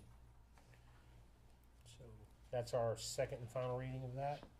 And Mayor and Council, just so you know, if the council chooses to pass this, we will now have to post it in the newspaper, of the city, which would be the Monahans, for 2 consecutive publications, and at that point in time, it'll become effective. Okay. Do we need a motion to accept the second reading? I'll make a motion to accept the second reading of ordinance number 24-01. Do I hear a second? I'll second. We have a motion in 2 seconds to approve ordinance number 2401. All in favor? Aye. Any opposed? That motion carries. Okay, moving on to item B, is discuss and consider the second reading of ordinance 2402, which is authorizing and regulating one-day food permits for vendors to ensure compliance with health and safety standards and the operational guidelines, creating a fee for permits. I make a motion, we recommend adopting ordinance 2402. I'll second. Okay, we have a motion in 2 seconds to approve ordinance 2402. I'll go ahead and read the ordinance portion. That's okay. Sorry. No, y'all are good. We have an ordinance amending the City of Kermit Code of Ordinances, Appendix A, Fee Schedule 4.004, providing for a daily permit fee for food handlers permit and a maximum of such daily food handlers permits that may be issued to the same merchant in any 12-month period, providing a repealer, providing severability clause, and providing an effective date. Do I still hear the same motion in seconds? Yep, make a motion. I'll second. Mayor and Council, this is very similar to 2401, we'll have publication in the newspaper. Okay. We have a motion and a second to approve the second reading of 2402. All in favor? Aye. Any opposed? Okay. Number C on the agenda tonight, under 8 or 9, is to discuss and consider the City of Kermit Code of Ordinances, Article 10.03, Cemetery, by examining the existing regulations governing the operation and the maintenance to reflect the accurate purpose and scope. So we have that, and I think we'll have some discussion on this. Yes. Okay. You want to go ahead and start, Ms. Judy? Yes, I would like to, have the same ordinances and rules for both cemeteries. I think that it's very confusing to operate the Kermit Cemetery, even though it's the same cemetery, it's just 2 different lots. And I feel like we need to have the same ordinance and the same rules. You know, I think the rule now is the gate gets closed at 5. Well, people that work till 5 can't go out to see their loved ones. I would like to be able, the people be able to put the kind of headstone that they would like for their loved ones, not just the on the ground one. We probably need to look at, you know, yes, you can have headstones, you can decorate your headstones, but anything off of your headstone, like lights and all the big stuff, you know, I don't think that it's in the ordinance to, that those are, you know, can have them. You know, so that we'd be able to get our mowers and stuff, but I think that we need to have our own I mean, everybody should have be able to have the same headstone. So when that was planned out, are the plots and everything the same for, when y'all plotted it out, Yeah, the plots same, are the same size. way, the same size Yeah. and everything? They're what, Okay. 8x8 for a Yes. double, 8x8. And then if a family member passes away, I believe that, that the family should be able to buy more lots then so that they can be buried with their loved one. Yeah. Right now, they can buy up to 12. They can buy up to 12, so that is that. But But is is that it- in both cemeteries? Mhm. I realize the other cemetery's full, but It was at the old cemetery. It was? You could buy a Okay. maximum of But wasn't 12. it if somebody passes away, it's the only time you can purchase? That's it? what Yes. they had said at that. That was the policy, that's not the ordinance. okay. So they're Okay. now following the ordinance. Okay. Which says if you want to pre-plan and buy your lots, that you can. Okay. But you have to buy them in the order that they're It's sequential. available. And yeah, I don't think people have a problem with that. No. That was They how might. Somebody They do could. now. That's basically kind of how they did it in the old cemetery. Right. You could go out and pick, but you couldn't have it back over yonder when this is the place Right. they were filling up. Right. Yeah. So, I would like to see the gate taken away. I mean, I know it has a fence around it. And just so you know, the 10.03.009, so that would be a modification you're looking at, of changing that, because right now it says that it should be open from 6 to 7 each day. Okay. And so we can remove the gate, but there's still a requirement. Right, yes, that there's the still outside be, show. but, I don't know, I just don't like the ideal of a gate around the cemetery. And And I that's think- just my opinion. I think the sole purpose of that gate was at the time when we did build that area, the kids were going in there and riding their trucks or vehicles in there. Am I correct? Mm-hmm. Yes. That was the sole reason? So Yeah, we're speaking about the gate around the cemetery or? The or gate the getting front into, gate? On the the new front cemetery. gate, Entrance. Yeah. the At the new front cemetery. gate of the new cemetery. Yeah, the kids were getting in there and doing donuts and And breaking all the sprinklers. breaking all the sprinkler heads and all that. Now that it's developed, Now that it's developed, yeah. So, God only knows what they might do though, I mean. Well, So- and this is true, but, then again, that comes back to where, we patrol it. Well, yeah, well, I What mean, we about- had vandalism at the old cemetery. Yes, it Yeah. doesn't matter. If they're gonna, The gate keeps the if honest they people wanna out. vandalize it, they're gonna get in that gate. Yeah. And then we're gonna have to replace the gate. But, so we have gates right now in the front entrance? Of the new of the cemetery. new cemetery, not the What- old what one. Each entrance of the new cemetery Okay, has got a gate. what about the old cemetery? No gates. No, there's no gates. Wouldn't it be good to have a gate, front gate? Yeah, The old cemetery. I And know what you if don't want a I've- gate, I've- but Most cemeteries that I've been to. they Have close- gates. They have gates and they close at dusk, yeah, and then they open them back And- up in the morning, that way it keeps vandalism out. You'd be surprised how many people go out there and steal stuff off of their loved ones. Right, well, Yes. and then you don't want people going out there at midnight, gonna it could spend the become, night out there yeah, at the cemetery. it becomes a safety issue, But I mean, I something think- could happen. If somebody wanted to go out and visit a loved one, would we have somebody on call say, hey, can they come in and open the Yes, cemetery? There's always somebody on call. Well, They can make got arrangements kids out to, there. let's say if a family is gonna come from out of town, they can make arrangements for whoever's on call to let them in. I know there was some issue, they caught the kids out there Okay, smoking pot, and all at Okay. the old cemetery. so after if we hours. do gates on both cemeteries, and then still have the same rules where they can put any kind of headstone that they want. Yep. And I don't know about the curbing, It just needs to be flush with the ground, so they can mow over it, so it's easily mowed. the curbing or The curbing, Okay. and the way they'll set it, just as long as it's flush with the ground, they can't have it built up. okay, 'Cause so we could allow the curbing, and I we don't think just, there's really any need for the curbing. All that happens is they get busted when they dig. I mean, yeah, and I agree with that. I mean, 90% of the ones that are curbed in the old cemetery are busted. And it wasn't maliciously done. It was just where they had to get in there with the backhoe and the dump truck to open and close the grave, and it busts that little old curbing up. So Some of it's settling. and so Yeah. the settling, yeah. Yeah, I mean, I don't see that you need the curbing in there myself. yeah, some people like to, I don't know, Okay, is the curbing in people- the ordinance right now? some people go overboard. So, back to the, why we changed it was for mowing purposes, right? Yes. Okay, so if we do go back to stones and all that, just, we have to keep in mind, staff, if they ask, hey, you know, we need more staffing because we can't get to both cemeteries, we have to also keep that in mind and say, Yes. I agree. Yeah. Which if they can keep it where they can mow going north and south, they're gonna have to get in with the weed eaters around the stones anyway, because Right. with the vases, they can't mow over them. Right. So But they're gonna have to do that, but some of those are getting so piled up out there, they can't mow. Right. And we need that's the things we need to stop. Stop. Not the headstones. Yeah. But all of, the rest of it. right, Okay, right. It's, So- I think the only thing I find in the ordinance that says that you cannot cover the grave with concrete. So that's not permitted. Right. I don't believe it says anything about not even allowing the concrete curb around. right, that's what I'm wondering. It's, It's 10/03/022. 122, Graves of lot covering Yeah. with graves, construction and vegetation on and or around graves. Yeah, that's where it says that you cannot cover the concrete Right. slab.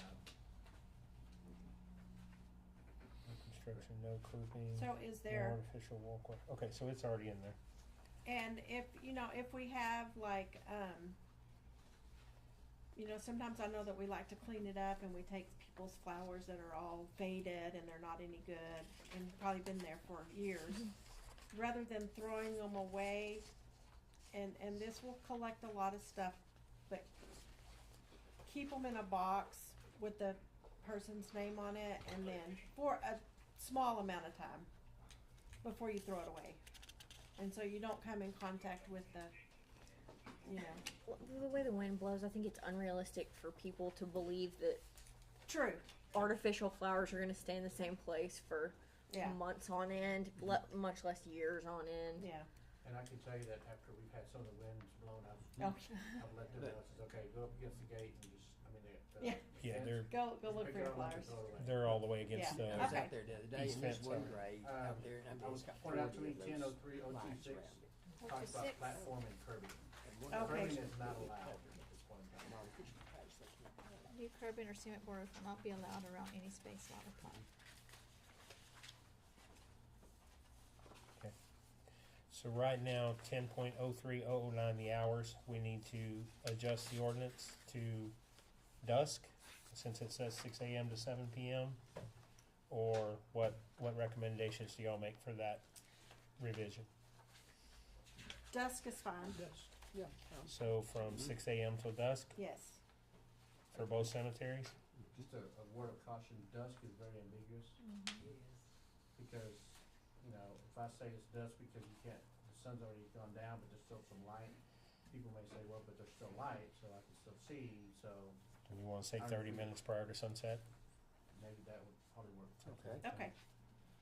Because sunset's a definite time that you can look up on, Okay. on the weather channel and stuff. Or twilight centennial, Okay. so 30 minutes. Distinction. Prior to sunset? Does that sound better to you, chief, that 30 minutes prior to, or sunset, because it's a definite time?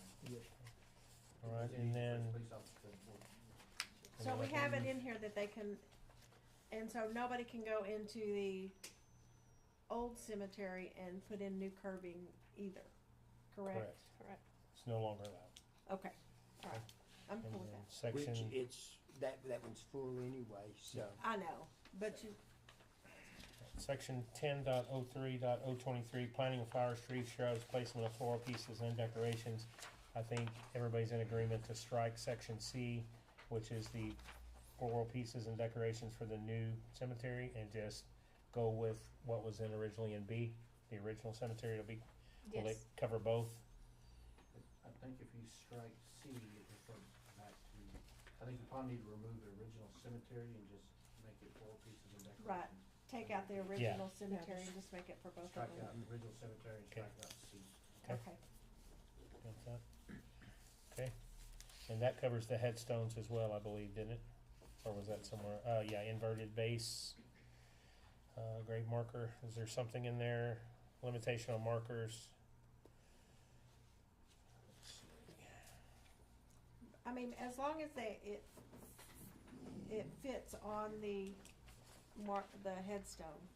Right, yes, Right. it doesn't exceed the, Right, right. I think So that's all. if you One have foot. vases on the side of your headstone, you can put flowers Sure. in there. But nothing on the grass, nothing. Nothing to impede the maintenance. Yes, yes. And I think that's still as it is. I thought there was a different headstone that was allowed or not allowed in the new cemetery. See, the new one, it was gonna be all the flat ones. Yes. But do we have that specifically spelled out in the ordinance? Number 2, C2. Which one? C2. Built-in, Oh, inverted they- base Well, built-in. that's just the flower base. I don't Oh, know if yeah. it says anything Oh, about that's it right, having that's to be. I think see if there was one that said something about, headstones. Limitations on markers. Markers placed in cemetery shall be, Is it the one that such says markers no shall be flush with the ground. Width of 24 Placed in inches. concrete foundation, markers may be made of marble. I don't know that the other one ever got put into the ordinance. I don't see it unless I'm overlooking it.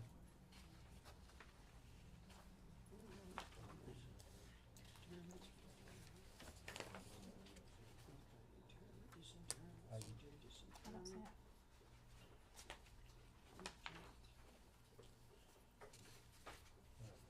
As we make motions, we may amend our motion to just say if it's found to remove it. I don't see it, no. Okay, If it's limitation identified, we can always on bring it mark, back all to markers the- placed Okay. in shall be located in the area. No, I really think the only thing that covered the new cemetery It's- was section C. At 10.03.025, there's a deal about the stones. Under A, All markers placed in the center shall be located within the area designated by the Mhm. cemetery foreman and provided further such markers shall be flush with the There. ground. Okay. and placed on a concrete foundation And below placed ground on- level. So that would need to be Okay. revised if we, are gonna allow the upright stones. So the first part of this sentence, all the way to where it begins, markers may be made of marble, that'll be the new start of section A under 10.03.025. Mhm. Okay.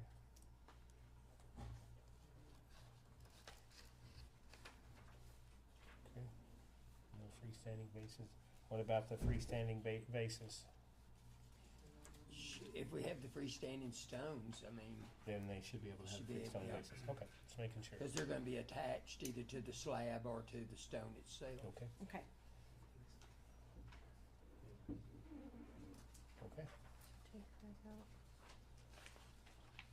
So you said we're striking from all markers, To support the proposed marker, and then so the new section A will start with markers may be made of marble, granite, or that's all bronze. it says. Yes, sir.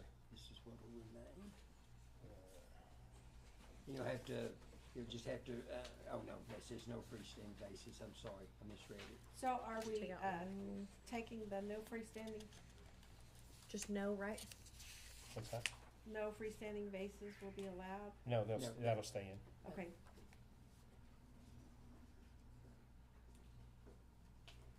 Because it says may include, it doesn't say must include an inverted base. So Okay. we're good on Single that. markers shall not exceed a length of 24 inches nor a width of 16 inches. Is that the same Mm-hmm, as the other at one. both at the other cemetery? Okay. The old cemetery, the stone had to be, I think it couldn't be more than 6 foot long, cause the plots are 8 foot, because it wouldn't leave room to get through in between grave sites. Right. Now, I think it was 6 foot over there in the old cemetery, cause there's a couple of stones over there that are like really, Oh. really long. Well, if you do a double one, then it's 48 inches. It's 48 Right. to, Yeah. to 52 inches, yeah. Alright. And then y'all, just one other thing that had come up from public input was and I don't know if it's in the ordinance or just in the general rules, but during the interment there, the family and everyone is under the awning, and at the time of burial, only the pallbearers are allowed to go to the gravesite. Is that a standard rule, or is that part of the ordinance? Because some people have expressed concern about that to me, that they're not able to go to the gravesite. I think it's a standard rule. They started it when we opened the new cemetery, you know, cause the old cemetery, the casket was carried up, you know, to the lowering device under a tent at the actual gravesite. Right. And, But is it a problem if the people wanna follow the pallbearers over there? I mean, I know there's a lot of folks that Yeah. take offense to that, yeah. and I think we should consider I mean, that. if they want to follow the body over there, That's why I was wondering if it's in the ordinance or just to, If there was some leeway provided to the cemetery director, and I'm not sure if that's a policy that's put in there. I'm looking for it in the ordinance, I don't see it. maybe back in that front section.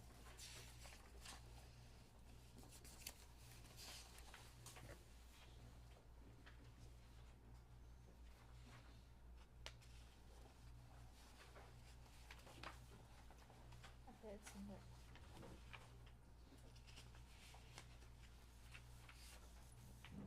But is the request that that policy or that section of the ordinance be removed to allow people to follow the casket to Yes. the burial site? But I don't see it in the ordinance. I don't either, and that's why I'm saying if it's a policy, we'll change it.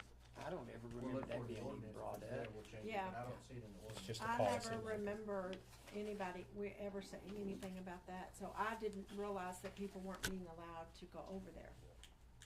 And to me, that would just start out with the planning at the funeral home. I was gonna say, is it something on our end or the funeral home? Maybe we need to We'll Find- find out. we'll find out. Touch We'll make base sure with- it's changed. Okay. If that's base the with wish of John. the council. So obviously y'all, if this passes, then the folks that, in the new cemetery that, laid the flat stones, they are going to have the option of removing those and putting in upright stones if they so desire. Yes. Okay, just making sure we're clear on that as well. Okay, anybody have any other changes, and then I'll read these if somebody wants to make a motion. But they'll have to, do that at their own expense. Yes, yes, yeah. I think the only one that has not been addressed that was mentioned was the buying of the lots. Do we wanna allow more than 6 plots, which is 12 burials, or do we wanna keep it at? I think we should keep it at that. Is there a reason? Yeah. I mean, if they wanna buy 25 lots, why can't they buy 25 lots? Is it become a space issue later Yes. if I bought I don't 25 know plots where and Yes. everybody didn't die for another 40 years? Yeah. Yeah. Cause we have lots over in the old cemetery That don't have bodies in them. that they bought them, but they're just open, Right. you know, but they belong to somebody. 'Cause Right. somebody's So, already purchased them. so my thought is, if a family of however many want to be buried in an area, they should be able to buy as many as they want. Okay. I mean, that's, I think 12 for space because, I mean, that space I feel like is gonna run out very quickly. Especially if God forbid, we have some sort of a tragic event. Has anybody ever came in and wanted to buy 12? Yeah, Georgie Roberts. y'all, and it the does say Coopers. in here that requests for purchases can be heard by the city council, so I guess we don't need to change anything there. Okay. If somebody wants to buy more, there's an option in there. Sorry Okay. about that. I got a question, under, conduct of persons in cemetery, B, only the holders of a certificate and their relatives by blood or marriage shall be permitted on the cemetery, except that other persons will be permitted on the cemetery while in attendance at a funeral. Any other person thereon shall be considered a trespasser. So, do you gotta be related? What if you're non-related? Would you be considered a trespasser if you're non-related, or? Where was it at, Ferdy? Which one? 10-03-028. Yeah, B. conducts of persons in cemetery?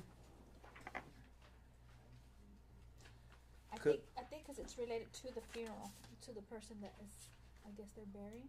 While attending a funeral, or is this also visiting hours? Conduct of people?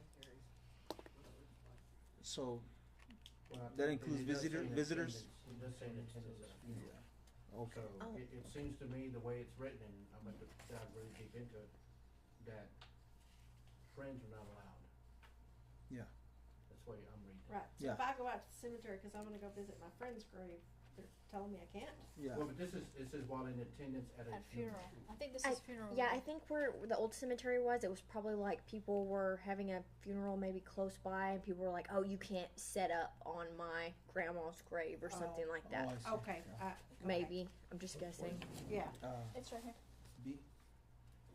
28. 28. Sorry about that. I thought I read it a minute ago.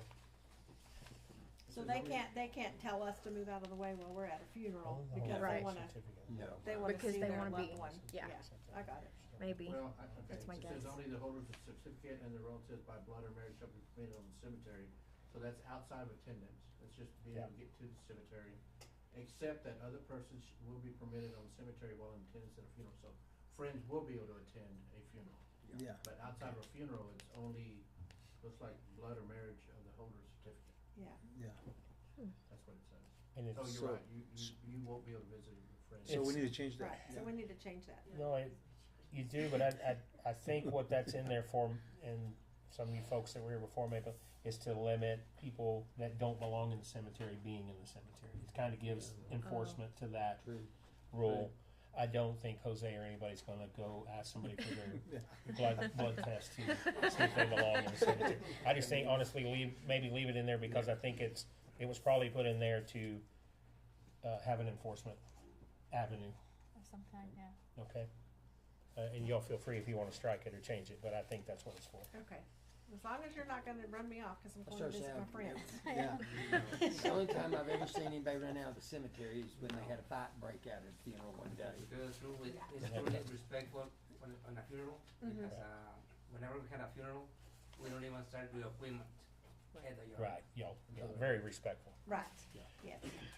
Okay, unless there's anything else, y'all, I'm gonna read the modifications that I have and then y'all can make seconds or motions and seconds. Under 10.03009, under hours, we're going to adjust that to say 30 minutes prior to sunset. And this will cover both cemeteries, obviously. And then under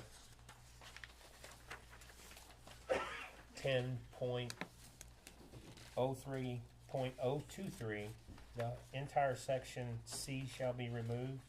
And under B, the wording original cemetery shall be struck, so it will apply to both cemeteries. Right. And then 10.03.025, we're gonna strike the long sentence that starts with all markers and ends with to support the proposed markers. And so section A will start then at markers may be made of marble, granite, or bronze.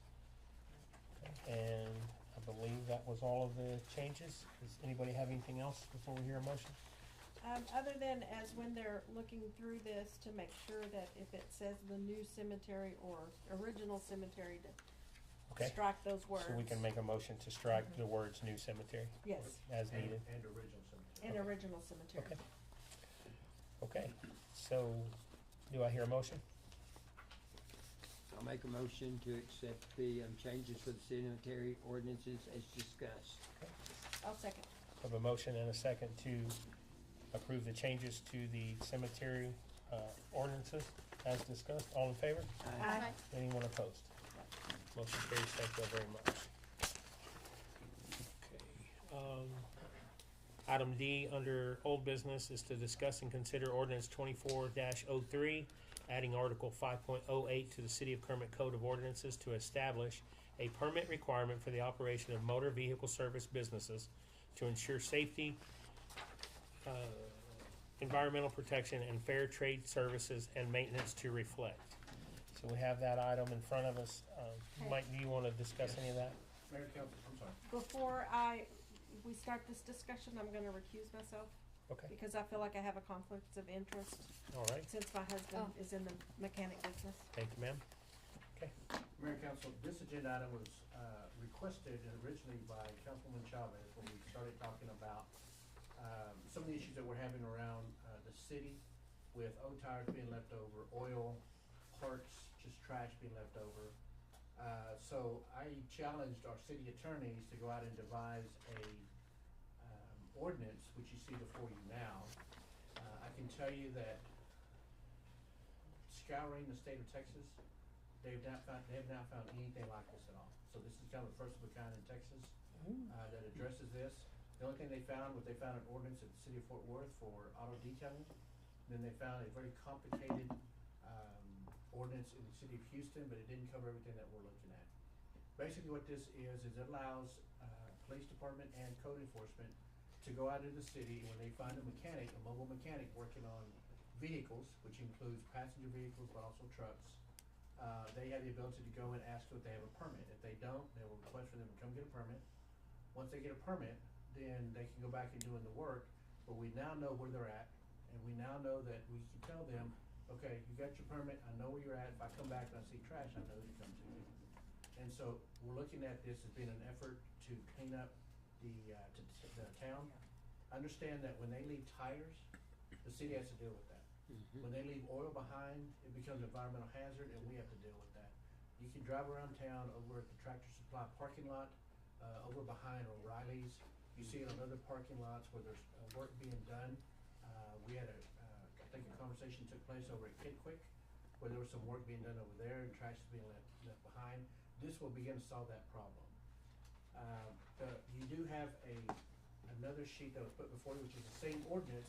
It is slightly modified, and basically what the modification is that we now put an end date of all the permits ending December 31 of the calendar year, and it now has a fee of $500 a year in order to obtain this permit. The reason we did that is if we didn't have those dates and that a dollar amount, this would simply be a discussion item because state law requires that we let people know what the permit fee will be. So this is gonna be the first reading that you have of this. And I'm available for any questions. I think that, they will have to present to us certain items such as VIN number, license plate number, driver's license, all the information they have. This would include mobile mechanics and also auto detailing or vehicle detailing. Because you'll see the details going through washing cars, but also washing the trucks. And so that being the case, we will end up being able to ask them for their license and permit or permit, and they'll have to show it to us, and then we'll at least keep track of them. They'll be done out of the chief of police office, it'll be out of the police department, which is where they're normally currently done right now. And so that's what you have before you in this ordinance. Now, could we add to, when we're asking for when they're coming in for permits, where do you plan to dispose your tires? Where do you, And provide them a list maybe. And Of or have proper- them provide us, this is who we have contracted, or where are we gonna dispose of the oil? Where are you contracted to do so? Right, and that's a part of what we can do. I know that in working with O'Reilly's, they put up cameras because they're trying to limit the amount of oil being put back there as well. And so we're working with them to do that. There are recycling stations. I know that I had inquired with TCEQ about what it would do for the city to be able to do that, and it's pretty costly for the city trying to do a recycling station. And so that may be some things that we ask them or just to let them know. I don't even know if we need to ask them, simply tell them, say, you do not leave oil, trash, tires, or anything behind, because we will cite you for that. The only thing I would want to add is some sort of, that we're allowed to audit their receipts for where they are disposing. Is that possible? I can ask the attorneys if that's possible. I'm not sure if that's Okay. possible, but I can ask them. Okay. Like I said, this is. Does that include the tire changers? Yes. Yeah. Yeah, that's a big issue also. To audit their receipts for disposal so that we. Can we provide a have list proof. of vendors maybe where they could, who they could use or dispose of the oil? Right, like, Yeah, I know A list that we provide, so we have can to know that, find what that is. yeah. We wanna be very cautious because I don't want to, put somebody on that list that ends up going off the list and they still keep taking it over there. Yeah. Oh, okay. Cause, we've had, I've had conversations with TCEQ that's coming along with us, asking questions. So I wanna make sure that we try to limit our liability, but not providing them a list. Which is, we had another issue take place on a totally different, state organization that we need to stop providing this for, but. Yeah. So I wanna be, what I understand we want to, maybe the audit is something that I'll ask them so we can do it. Again, like I said, this is a kind of first of its kind in Texas, and they're like, I don't really know what all we can do here, so. I'm determined, we'll tell you, So we'll did- show I you, can we'll show find you.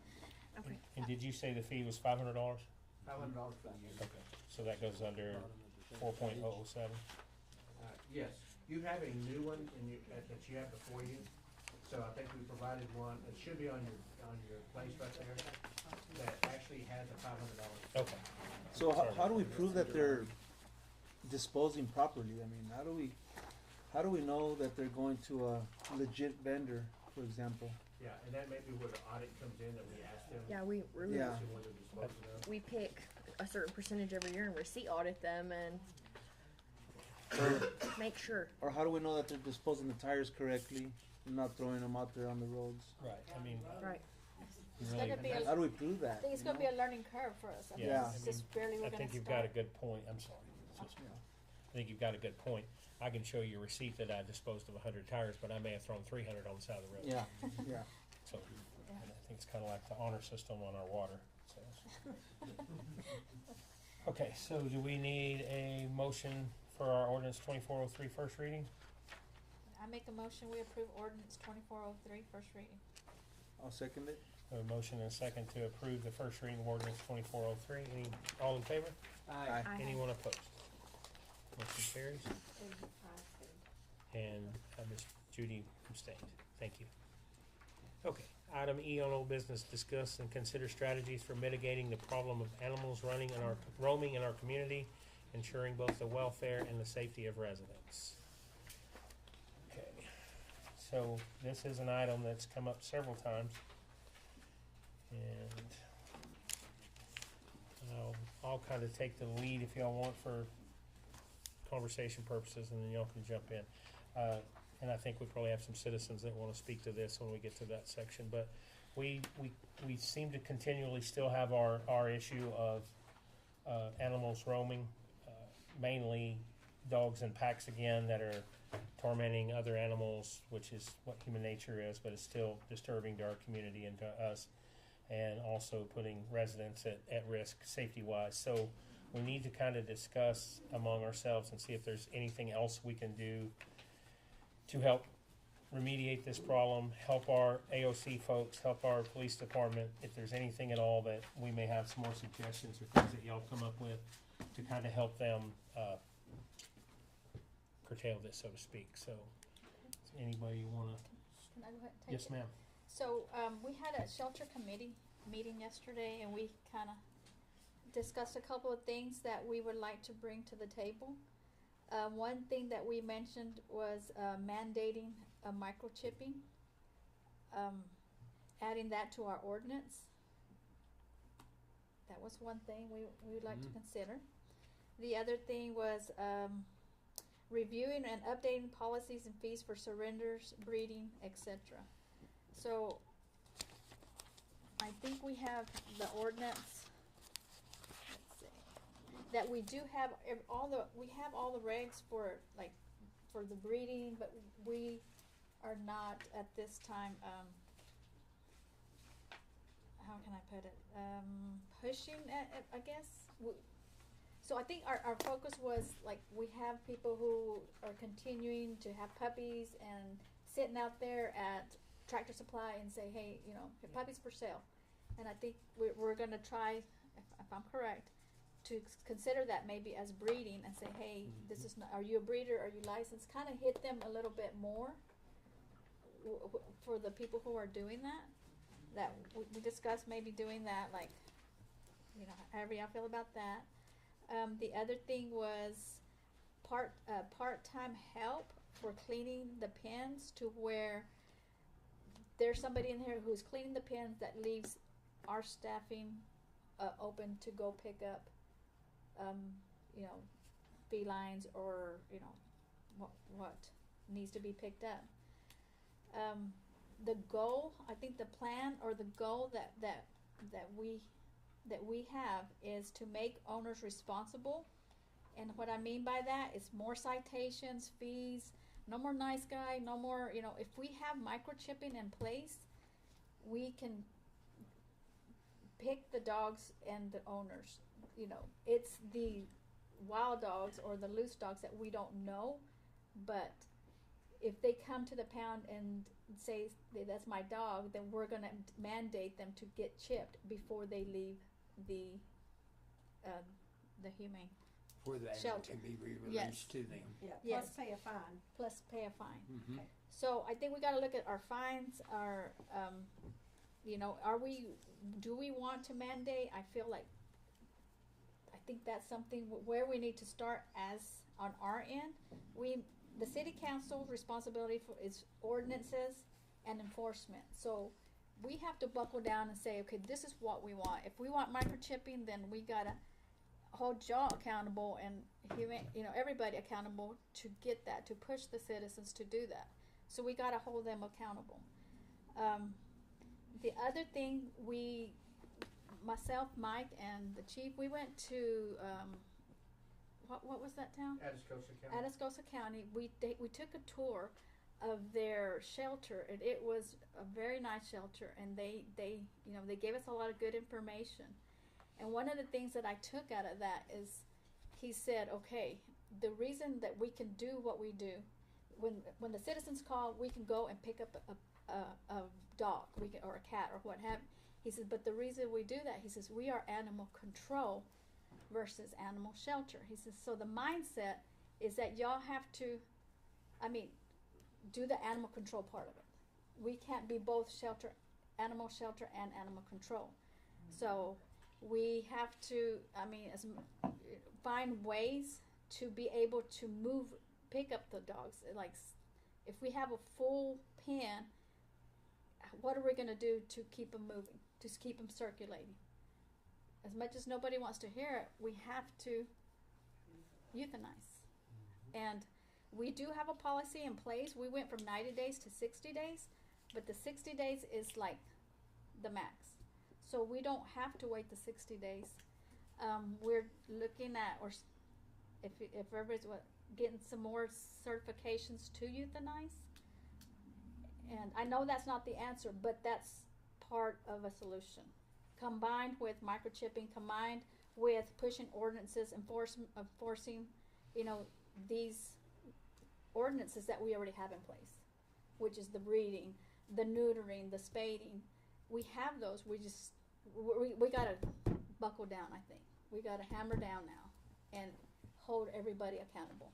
So if we hire a part-time, would make it to where they are available on Saturday and Sundays? Well, So that's when what we need to discuss. so when people, because it doesn't matter what we do, come Saturday and Sunday, there's gonna be a problem. We have problems during the week, but especially On weekends. and then they're saying, well, nobody came out. And I would like to see when the people say, no, I don't want to be contacted. I feel like the person that called in needs to be contacted regardless, because then they go on Facebook and say, oh, well, nobody came out, because they didn't see them. So we need to think about that too, to where whoever calls in, they're gonna get something from the animal control. Always So do they a know. follow-up. A follow-up. Yeah, With the one, yes. the one that reported it, or. But the same day, not 2 days later. Yeah. I know The that same day. I know that a part-time employee would help a lot, but Monday through Friday, the kennel's got to be cleaned every day, right? Right. All Right. day long. Right. So if we hire a part-time employee, would he go in the morning? Well, that's something that we would discuss with. We'd have to coordinate, and we not only this part-time, because if the weekends is what's really getting us, because right now what's going on the weekends is if we have one individual, it's a one-man operation.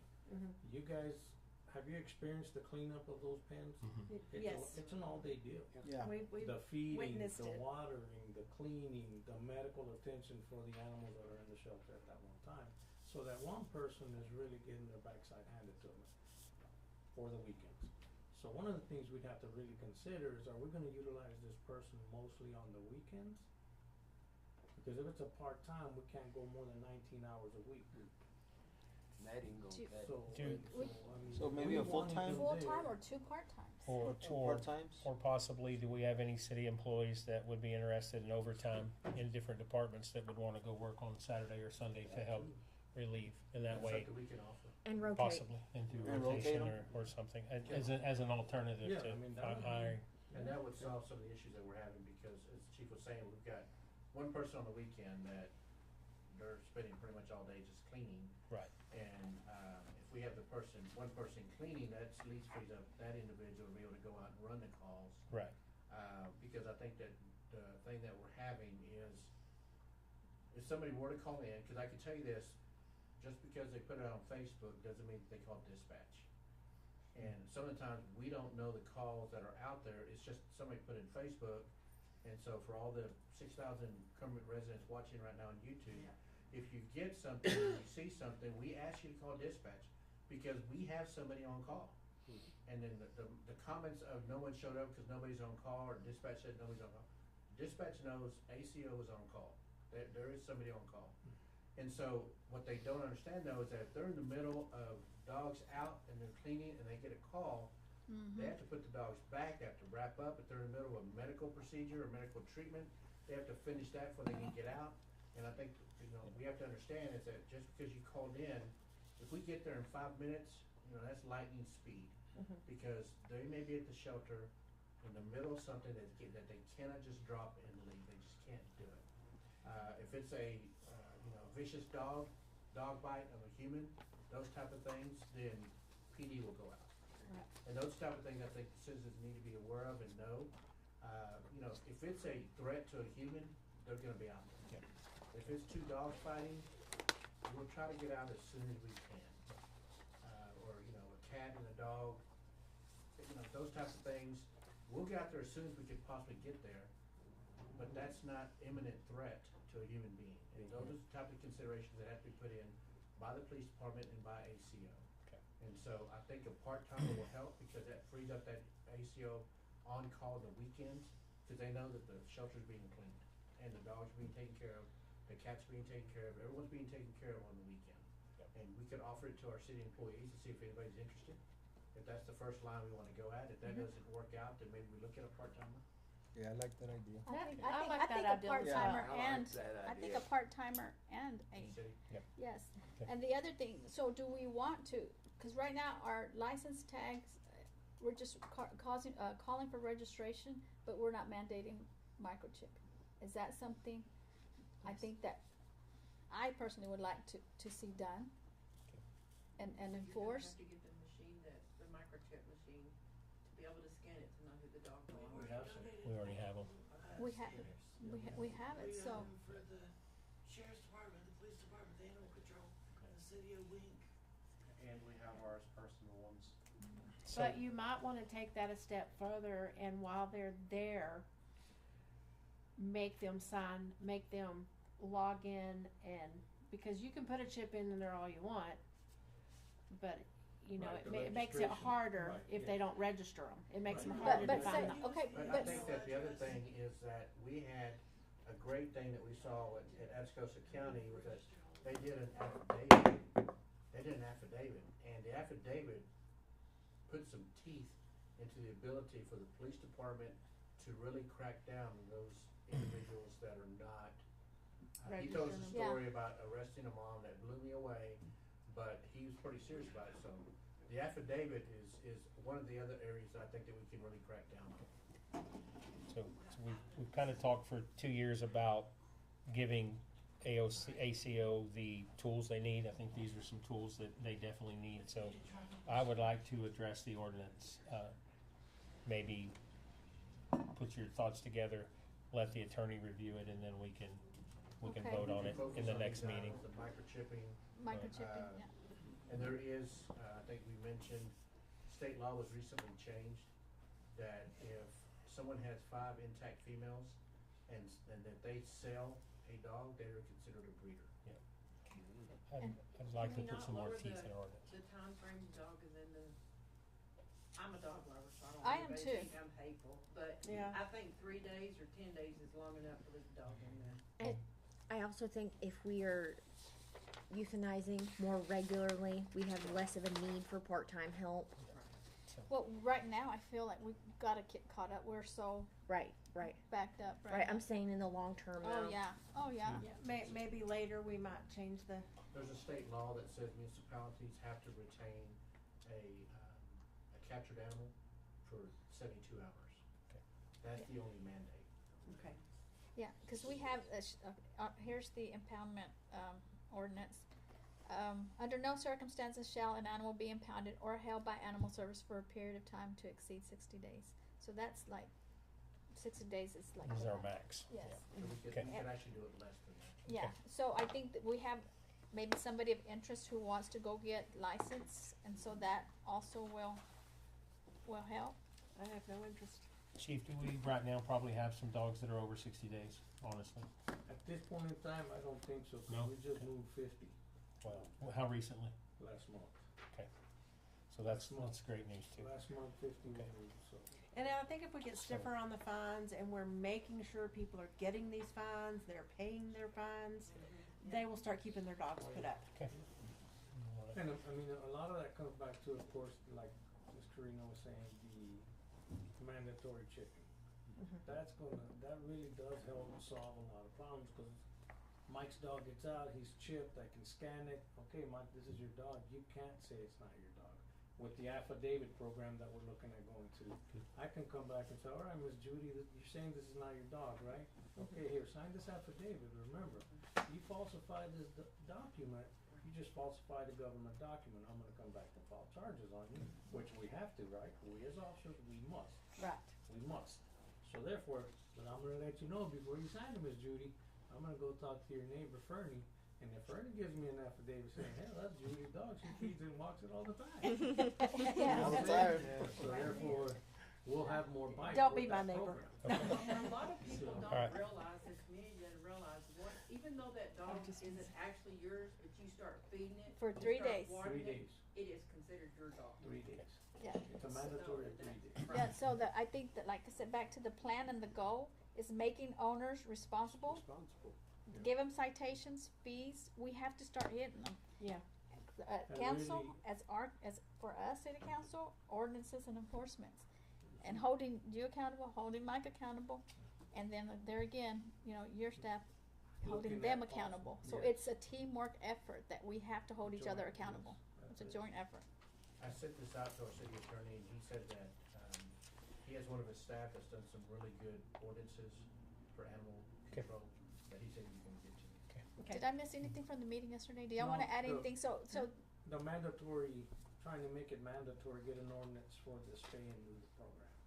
Oh, yeah. That's gonna be a big plus. Okay. So if we can get that, and which he's already on it, so I knew he was already on it, that'll really help. Yeah. Right? So, And breeders need to be registered with the state. So, The breeder has to breed us. the breeders, yes, Right. yes. Isn't there something in the ordinance that says you can't have five?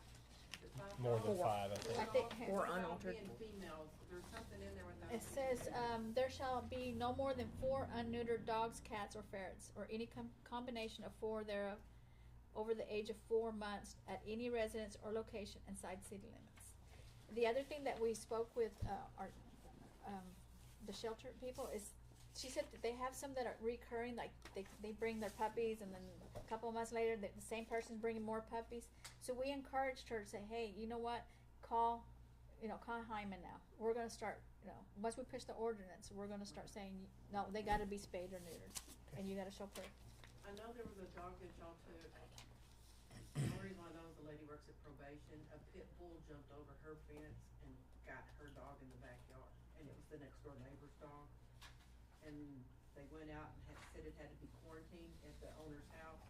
It got out again and jumped over the same fence and attacked the same dog. So Alright. she'll be coming to talk to you. That Okay. just happened yesterday. Alrighty. Okay, that's all. Any more discussion, other than That's okay. continuing that ordinance revision? Okay, so moving on to item F is discuss and consider water meter replacement project.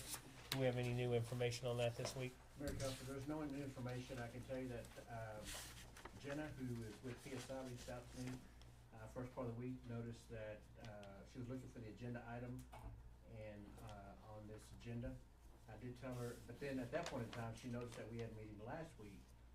I made her aware that it's a conversation piece. A lot of things were kicked out, a lot of ideas were kicked out, and one of them was to simply pull back and, that the city may decide to do it on their own, pull back and let it be a part of our capital improvement project discussion next week. So she's aware that this item may not move forward with PSI. Okay. I made her aware of that. Okay, thank you. thank you. All right, Under new business tonight, we have to discuss and consider the acceptance of the conveyance of Vest Park from the Kermit Independent School District. I think all of us have the information for us. This document, if we accept it tonight, will transfer the ownership and management responsibilities through a legal agreement to where the city will take ownership of the Vest Park, which is located block number 8, Vest Place, and it will become part of the Kermit Parks Department. So recommendation is to accept this conveyance. Do I have a motion for that? I will make a motion that we accept the I'll second. conveyance of Vest Park. We have a motion and a second to accept the conveyance of Vest Park from the KISD to the city of Kermit. All in favor? Aye. Any opposed? The motion carries. Next item, Seconded the motion, I'm sorry. Judy and Karina. Judy made it and Karina Karina seconded. Sorry about that. Another item under new business is to discuss and consider providing permanent housing for police officers for the city of Kermit. Mr. Mike, you want to touch on this? Yes, Mayor Council, as you know, this has been a topic of conversation that I've held with you about the need to provide something for our police officers that we're trying to recruit. One of the issues that we're having in recruiting, having a shortage, is that there is not sufficient housing within Kermit that's affordable housing for those that we're trying to recruit in. The chief was telling me he's got 3 individuals that is looking at coming into Kermit, which is a great thing. But again, we got into the issue of housing. I found out, I believe the conversation I had with the chief, that the city of Pecos did this. And so when we went down to TML region for the TML meeting, I went in early and I drove to their facility, and they have some acreage that they put up 13 manufactured housings, and they're primarily for city employees, but it includes police. I saw a code enforcement truck out there, I saw a water truck out there, and I saw a couple of police vehicles out there. And that whole area was designated just for city employee housing. I believe that they were charging about $700 a month, and they charge them rent, because if not, then they have tax implications that they have to deal with. And so the city just charged them $700, which is very modest, affordable. They provided water and sewer, and if they wanted electricity, cable, anything else, then that was on the part of the employee. And so I took that idea and I ran with it, and then a couple of weeks ago, I was in Odessa, and my sole purpose was to go and visit some various manufactured housing businesses. I visited 4. You have 3 quotes in front of you that were provided. I did try to limit them to simply giving me information on a 16-foot by 76-foot, and also an 18-foot by 76-foot, which is pretty standard. I said, this is what I need. I gave them the parameters, 3-2, and so that's what you have before you. You do see some quotes in there that are 16-foot, some are 18-foot. The 3 quotes that I got were Permian Home Center. They provided 3 different units. Permian Home Center, they included all upgraded appliances, microwaves, delivery setup, AC, skirting, temporary steps. They would also do the caliche pad. At any point in time, if we didn't want them to do the steps or the caliche pad or anything like that, we would do ourselves, they said they would take that off the price, and of course it would decrease that. You notice that the Atlantis is a 16 by 76 3.2. It's 1191 square feet, and it was priced at $88,000 because I told them we would need 6. The Jackson is same, 1676 3.2, 1191 square feet. That's priced at 91. A little bit more upscale, a little bit more. I think they had an entertainment center in the living room. The Johnson is 18 foot by 76, also a 3.2 with 1292 square feet, and that one's priced at $99,000. Palm Harbor Homes only sent me 1. I called her back and did ask her for an 18 foot, and she said she was gonna get it to me, but I have not received it at all to date. So the only one they had, which they gave us the Pinnacle Series, 16 by 76 3.2, 1178 square feet. Square foot is below what you see on the Atlantis and the Jackson, but she priced them at $83,000 per unit. Oak Creek Homes, you notice there that he provided me 5. There are 4 that are, well, the first one's 16 by 72. I threw it in the bid because of the fact that he presented it to me.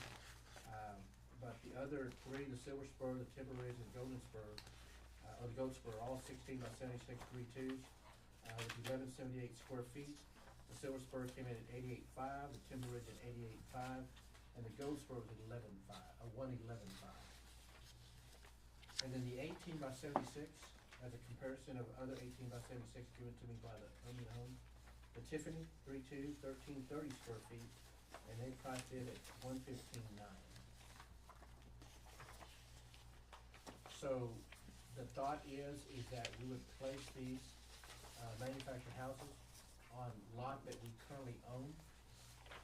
And so if that were the case, we would simply prepare it, make sure that the water and sewer is run, make sure the electric loops are in place, meter loops so they can get electricity, and then work with the vendor to bring these homes in, and we have to pad everything with me.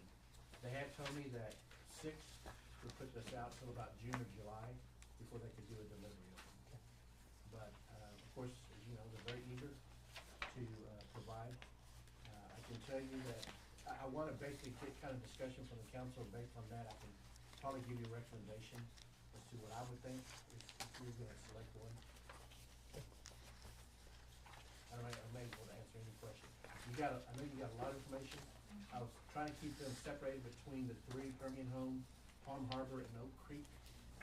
The pictures that you have on the back, those are from the Palm Harbor homes.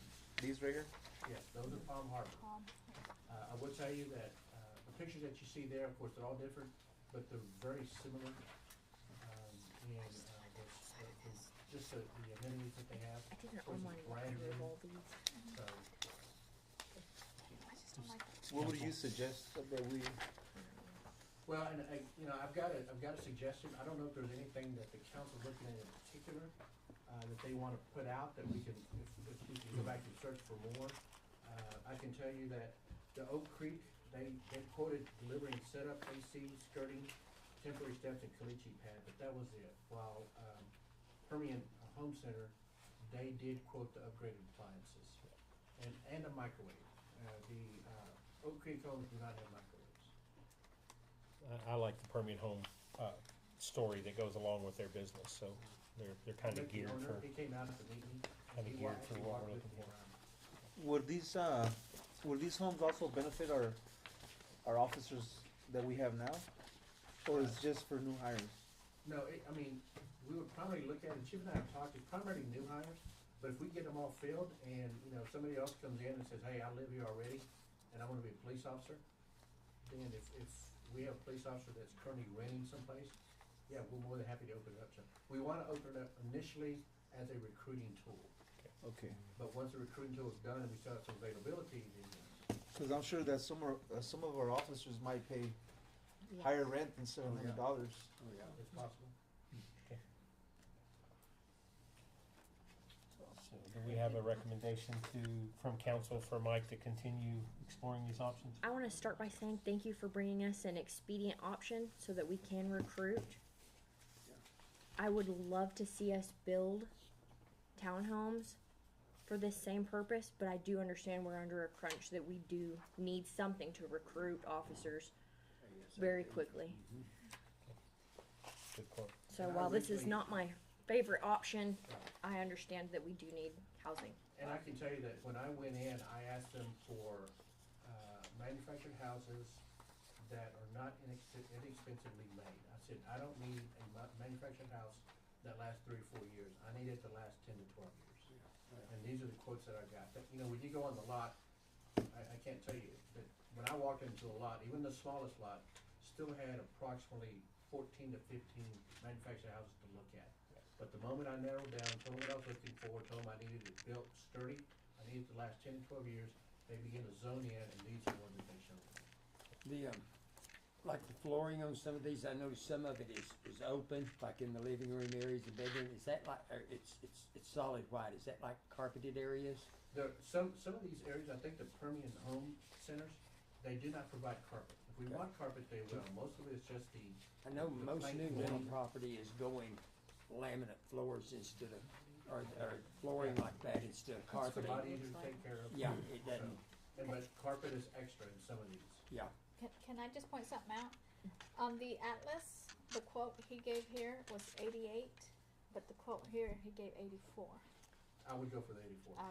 We're gonna do 84. We're gonna go with this one, You okay? gave me 84, I'm going in 84. Which was that? My Atlas. concern going into this option, which I'm all for it, but my concern is, we're gonna have to, maintenance on them. We will. A stove goes out, we're gonna have to replace the stove.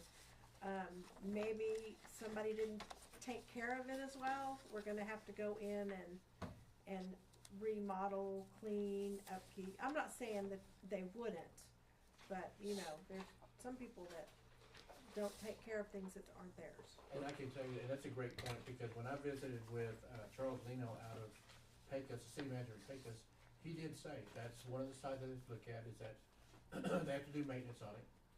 Even if, when they're living in there, if something goes Goes bad, out. they have to do maintenance as part of what the city is taking on.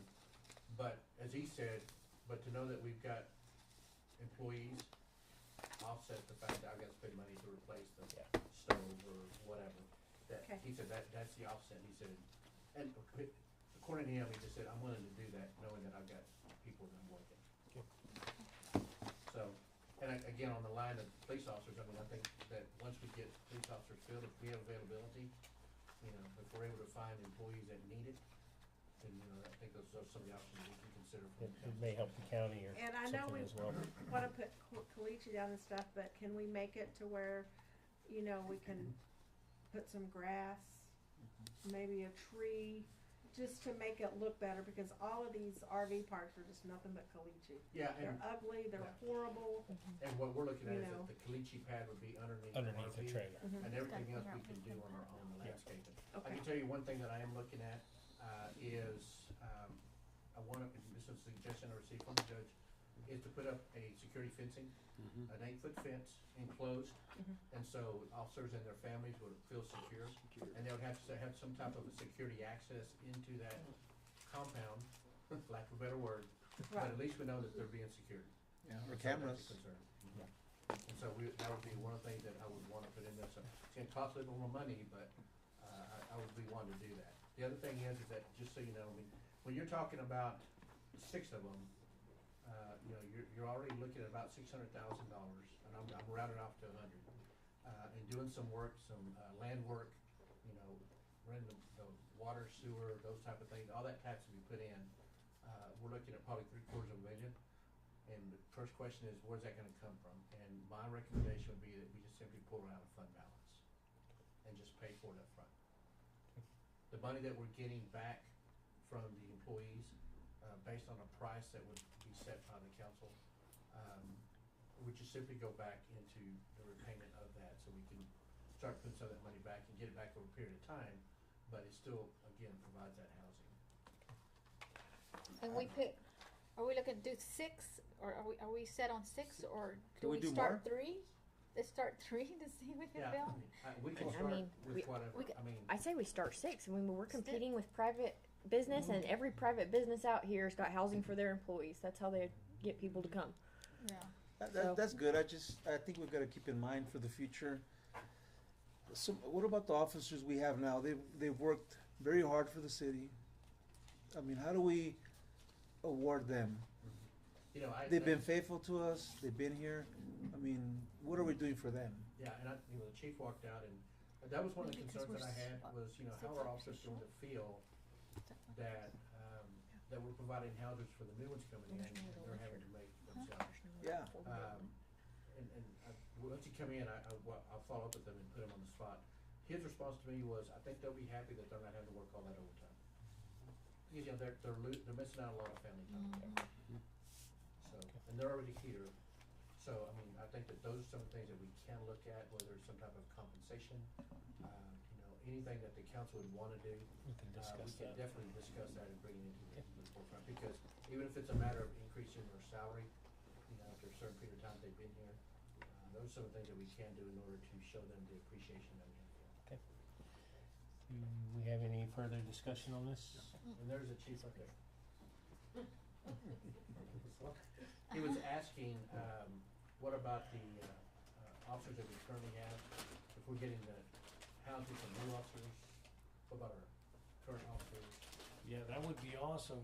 to be able, like we said, of course, if we bring in the new ones and we can get them into one of the No, I got trailers. some, thank you. I'm good. But then let's say, for example, like Josh. Josh is renting an apartment. If he says, "Yeah, I'd like to have me a home, chief. I've got my lady and we have a kid," and I mean, yeah, we'd love to have So it. let's do Open it up to them.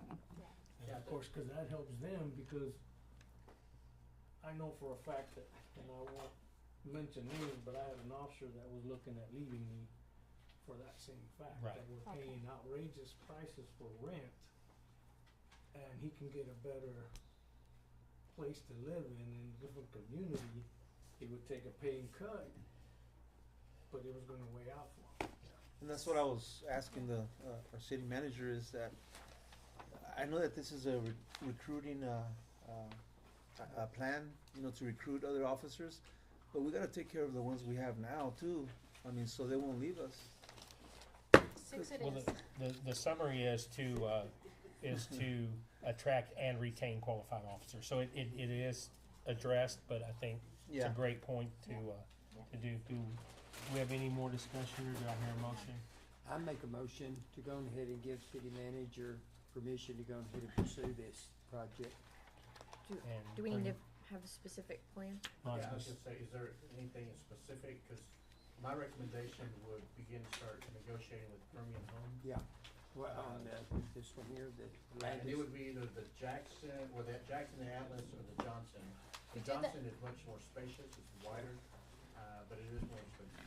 okay, If you go with the Atlas, go with the lower, the lower one. The lower- 84? The 84. I The mean. dollar amount, yeah. It should've been a typo on the author, the summary. So I'm do not I, gonna rule that out again.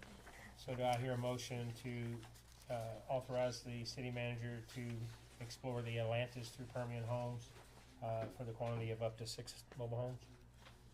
yes. I will make that motion. I'll second it. We have a motion and a second to authorize the city manager to explore purchasing 6 Atlantis homes from Permian Homes. All in favor? Aye. Any opposed? Motion carries. Okay, discuss the formation of the Economic Development Corporation and calling for an election to establish a half-cent sales tax for economic development purposes. Do we have any more discussion on that tonight? All right, council, this is just simply a discussion item. I think that, as you're aware, one of the things that I did when I first interviewed with you and discussed with you, and since then, we've been talking about the need for Economic Development Corporation in Kermit. Because of the fact that we are able to discuss the executive session, you received some input from our city attorney. And I think that this allows us to move right in line with the hiring of Bob Farley, that's doing a SWOT analysis. He sent me an email this morning, and he's almost complete the SWOT analysis. He's gonna form it, put a report together, and get it to me so I can get out to the council.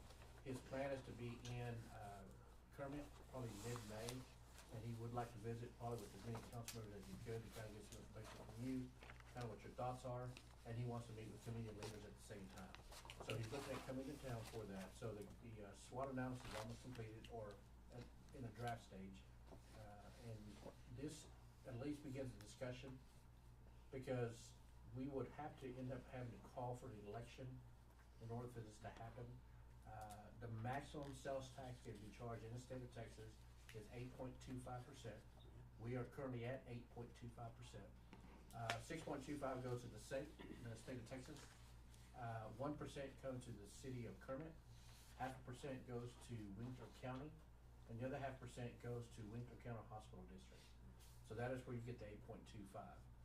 So if that were to happen, we would look at the 1% that currently comes in with the city, that we'd have to split that amount some way or another, because we cannot exceed 8.25.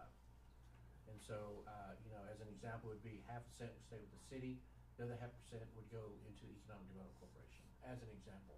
It's still something that would be decided on by the council based on that, but there has to be a formation of a board, that initial start. The election, I anticipate, would probably be in November. That would be on the ballot during the general election. At that point in time, the citizens of Kermit would be able to have a yay or nay on the formation of a Kermit Economic Development Corporation. All right, perfect. Any more discussion? It's just a discussion item, no votes taken tonight. And So, that one thing I was gonna mention is that there's two different types of EDC that you can form, a type A and type B. For greater flexibility, my recommendation is going to be a type B. Allows us to do industrial, retail, commercial, but also parks and sporting facilities as an example. I would just like to thank you for, all the work you're doing for this, and getting this going for us. I know that we have talked, about it in the past, and we've mulled it over several times, and, I'm glad that you know how to do this, and you have experience with this, so, thank you for all your work on this. Thank you. Yes, good job. So moving on to,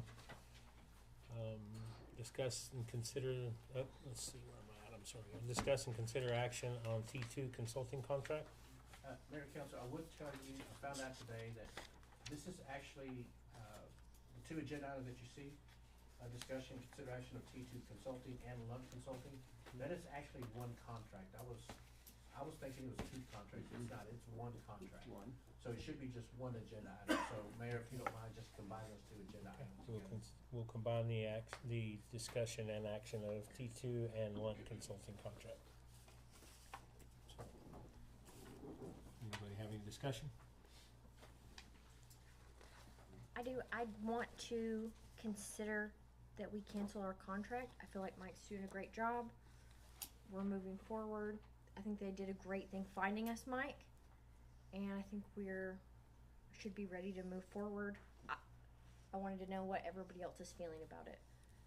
I would really like to keep them through the contract, especially with the loss of Rita here recently.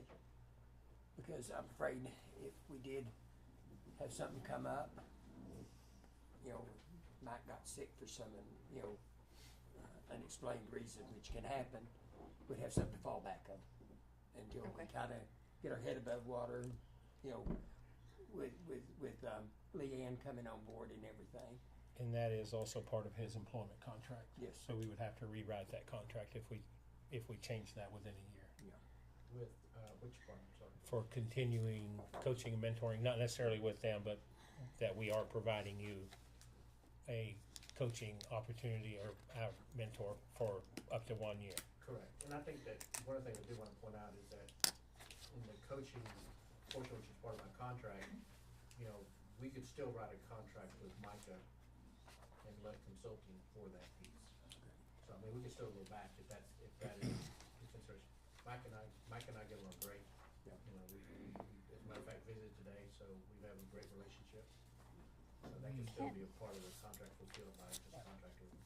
Okay, can you go back through I know we have discussed the contracts, what, was in the contracts that they are providing for us right now? The deliverables. The deliverables, yes. One of the deliverables, of course, was the personnel policy manual, which has been delivered. Okay. And that was a big part of my update that I was gonna give you. The other one is keeping up with the kind of social media aspect, which of course is our marquee that we have out here.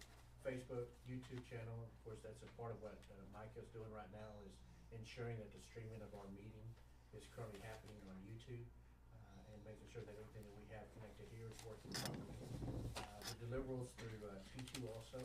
Wait, you know what, can we break it out? So with that one, with the social media and all that, can we do that in-house? The answer is yes. Who do we have that can do that? That would be me probably doing that. So you would have to be trained, which we would get that trained, because eventually somebody's gonna have to learn it. So why can't we learn it now? Okay, and so we have one elimination of the job. So what else are they providing that we can eliminate? Or that we're paying for that we can do? And we're talking strictly on Lund right now, or you wanna talk about T2 as well? Just Lund still. Okay. We're just gonna go down the items and see. And of course, the coaching aspect, which I work with Micah on. The social media, which includes the marquee, the streaming of the meetings, the Facebook posts that we have. I'm sorry, I'm gonna just say social media posts, not just Facebook, but social media posts. Okay. I can tell you that part of the blame on not having as much social media does not lie on Micah, but lies on us because we're just not getting enough content. As I remember, I sent it to him, and so I think that's, you know, some of the issues that you're seeing is to not having a lot of social media content out there. It's because, you know, we get caught up in our work and we forget to send it to him. Right. And he and I've had that conversation a couple times. So maybe that would be a pro to have somebody here in our circle that knows, hey, I need to post that right quick as it happens. And then, of course, the deliverable on the HR personnel policy manual, which has been delivered. Okay. With T2, it is the training that they're supposed to be providing to us on, I believe, on a quarterly basis, which Yeah. we've had one. And also providing So- the accreditation to the police department. Can I stop you? So on the training part, I know it's in the agreement. Can training be quarterly, that we can find training if we need? In other words, does he have do we have like an agenda? These are the 10 trainings y'all need. Do we have that Yeah. in place, or Yeah, I don't know if there is an agenda do we have? listing. Do you let me rephrase this? Do you feel like those trainings we have to have outlined? If not, can you reevaluate where we're standing and what training applies at this time? Not what. I feel like we have moved in a different direction, or we're moving. That I would like for you to, as well, to evaluate what training is important I can do that. and what is provided. And did anybody sign up for the April training that was canceled? I did. I had one council member sign up. Okay. And that was the reason that we postponed it, and we're now looking at sometime occurring in May. So, Okay. So I think some of their training from T2, and some of us in this room have attended, they did leadership training, but I think they've also come out and done equipment training. They kind of facilitated OSHA training and some other things, I think. So there's been some leadership training, but there's also been some field training as well, I think. Okay. I'm not aware of any field training. That's No, something. we haven't had any field training or equipment training. Okay. Okay. Who, the Caterpillar folks that came out, was that, y'all lined that up? That was us. Okay. Okay. I remember going to that. Okay, and I don't mean to cut you off, I just wanna elaborate Sure. on No, I each, understand. on each one. So, okay, we got training, so, and what So else? if we can find that out, and I can evaluate to see what all is there. I mean, there's some really good training that was being proposed by Micah, which was the DISC assessment, which I think is really good. I've gone through it. There's several different avenues by which you can get that type of personality type training. DISC is one of them. Another one is the Myers-Briggs, which is much more detailed in depth. But that's all done normally through a leadership development type program. And you know, I can tell you, I've attended, I can't even tell you how many, and they were done by different vendors. And so there's plenty of vendors out there that can do that we can recruit and bring in. Of course, it becomes a cost standpoint at that point in time. And I know that the training that was originally scheduled with Micah was going to evaluate, take a look at that DISC assessment training. And, you know, in all honesty, the price that Micah quoted was definitely below what I've seen on some of the other ones that I've attended. And so there's that, but that can be done on a one-off as well. I mean, doesn't mean that if contract is canceled with Lunt and T2, that I still won't reach out to them to do some training, you know, forward and say, hey, you know, can you still come in and do the DISC assessment training? Can we still do that type of stuff? So those can still be done because they become another vendor that we can tap into. Okay, Right. I mean, they're still contractors. If we open the checkbook, they'll come back and do whatever we need them to do. Well, I think that, are they working on the accreditation for the, We haven't met, we haven't sat down, they sent us a checklist Friday. But I've already signed up, myself and the admin, we've signed up to attend the actual training from TPCA for the accreditation. And we've already got a community, a chief and his captain that are coming over to help us line up our accreditation file and how to set up for everything. And it's gonna cost me lunch. So that's something we could do in-house. Yes, I'm doing it in-house. Yeah. So you don't need their help I to don't. do the accreditation? No. Because at once they had told us that it was very tedious, Yes. very long process, and we It would is. need them to, No, ma'am. I've got a community that I got accredited, Monahans. Got accredited in November. And the chief and I have a good working relationship, the captain and I have a good working relationship, and they're both willing to come and help us, and they've stated, just let us know when you want us to come over, we're gonna help you set up your files where you have to set them up. We're gonna help you maintain your records. And so a lot of that we will get when we go to the training in May. So we're already scheduled to go to the training, actual training that's being put on by the TPCA in May. So, did they give us a deadline? Did they say we will have you accredited by this date? Did they give us that? I don't know if they gave us a And if so, timeline. can we meet that day? Can you? No, they did not, Okay. no. And that's a process. It's a, It's a lengthy It process, is a but tedious that's why, process. yeah, that's why I think going with Monahans, they just did it, everything's fresh with him. I mean, he literally just did it, and the chief actually spearheaded the program. So what better person to go to Right. than him, because he's got it down. He's got all his notes, he said he's willing to share everything with me. So you have not met with Mike? No. To start this process No, even? ma'am. Okay.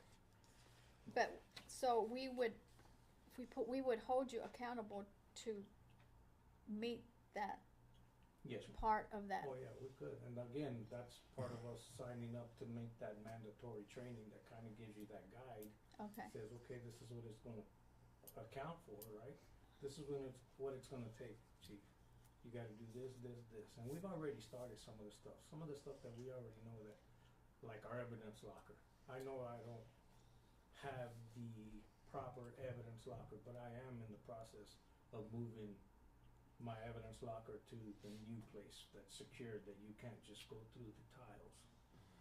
But that was before me, but I am in the process of doing that. Matter of fact, we already started clearing out a lot of the old evidence in order to be able to make room in the new one for all that. So we are doing that already. We know the weapons, we know the simple stuff that we know that we can take care of up front right now. That's kinda lining us out. We're already in that process. The files, I've got the files separated to some degree the way it's gonna be required. Okay. So yes. The other thing that So- was in the T2 was new and blue. I have had a conversation with Mike Wilson, and I have let him know, according to what police officers are telling me, is that it does not work. And he's aware of that, and I've told him that. And he asked me specifically why, and I said, my officers are telling me that they have to type in information twice. Currently in the cop sync system, and then in new and blue. New and blue is still not connected to TCIC and CIC to be able to run warrants. There's an issue with TLETs that they're not on. They have to get that cleared through TxDOT and DPS, which they have not received that clearance yet. So whatever that happens, but they're not there yet. I can tell you that with CopSync, I think there was an original proposal that was brought to the council, maybe, I don't know, a year or so ago, a few months ago. And at that time, there was a maintenance cost, annual maintenance cost, and then there was a very high dollar amount, I believe it was $6,000-7,000, to be able to have CopSync be able to transfer their citations to the Encode system, municipal court system. Well, I got a quote the other day that the maintenance fee is, I believe $2,600 a year for annual maintenance, which you have to pay no matter what. But they were only gonna charge us $250 now to set up the interface. I signed the contract. The reason I did is because the annual maintenance of $2,600, which we weren't anticipating, but we have a purchasing order system in our financial system that we do not use. We've never used it, it's not being used at all. So I got Encode to give us credit, which now fills in the spot for the annual maintenance of CopSync. So they're now gonna start working with Gabby and the police department to have the citations from CopSync now being able to drop right into municipal court without having to do double entry. Which is part of what they said in the blue. Okay. So that's, So new and blue is not working and they're not doing anything to fix it. we They're have just never waiting. incorporated new. Yeah, they're just waiting. We've Yeah, never of brought course. that in. Yeah. Okay, It was proposed, but never. Yeah, and I think. okay, so and we're the not chief paying can- for it. No. No. Right, Okay. no. But we got an invoice and I told Janet to hold on to it. But the chief could probably talk a little bit more about the, new and blue and because I had a big meeting with Craig. Correct. And that was one of the things, is not being able to have the TCIC, NCIC running for stolens, for wanted, none of that stuff was in there. And they gotta get approval, accreditation from the state in order to be able to add that to the new and blue, which according to Mike, they're in the process, but it's not there. And right now, in order, new and blue, and let me put it to you like this, it's like the old ticket books. The old ticket books, okay, I still write them, but the rest of the guys use their computer. It's the old ticket book. I literally just write the ticket here, but if I want any information on this individual, I gotta go through communication still, right? I still gotta go, and that's what these guys are doing on the cop scene, cause they're getting on there and they're being able to say, okay, hey, Mike's wanted. Hey, Mike, go ahead and step to the rear now, you're wanted out of Monahan's for jaywalking, whatever. But you see what I'm saying? Entirely possible. Yeah. So, but he's able to get that from cop sync now, which we would still have to do if we were using new and blue. The officer would do everything in new and blue, but it would be like my yellow ticket.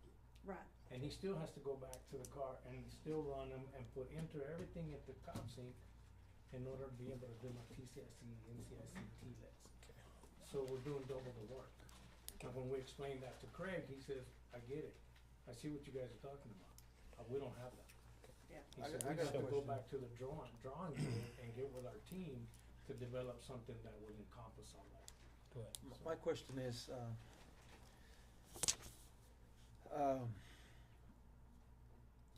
I know you're a very capable city manager. That's why we hired you.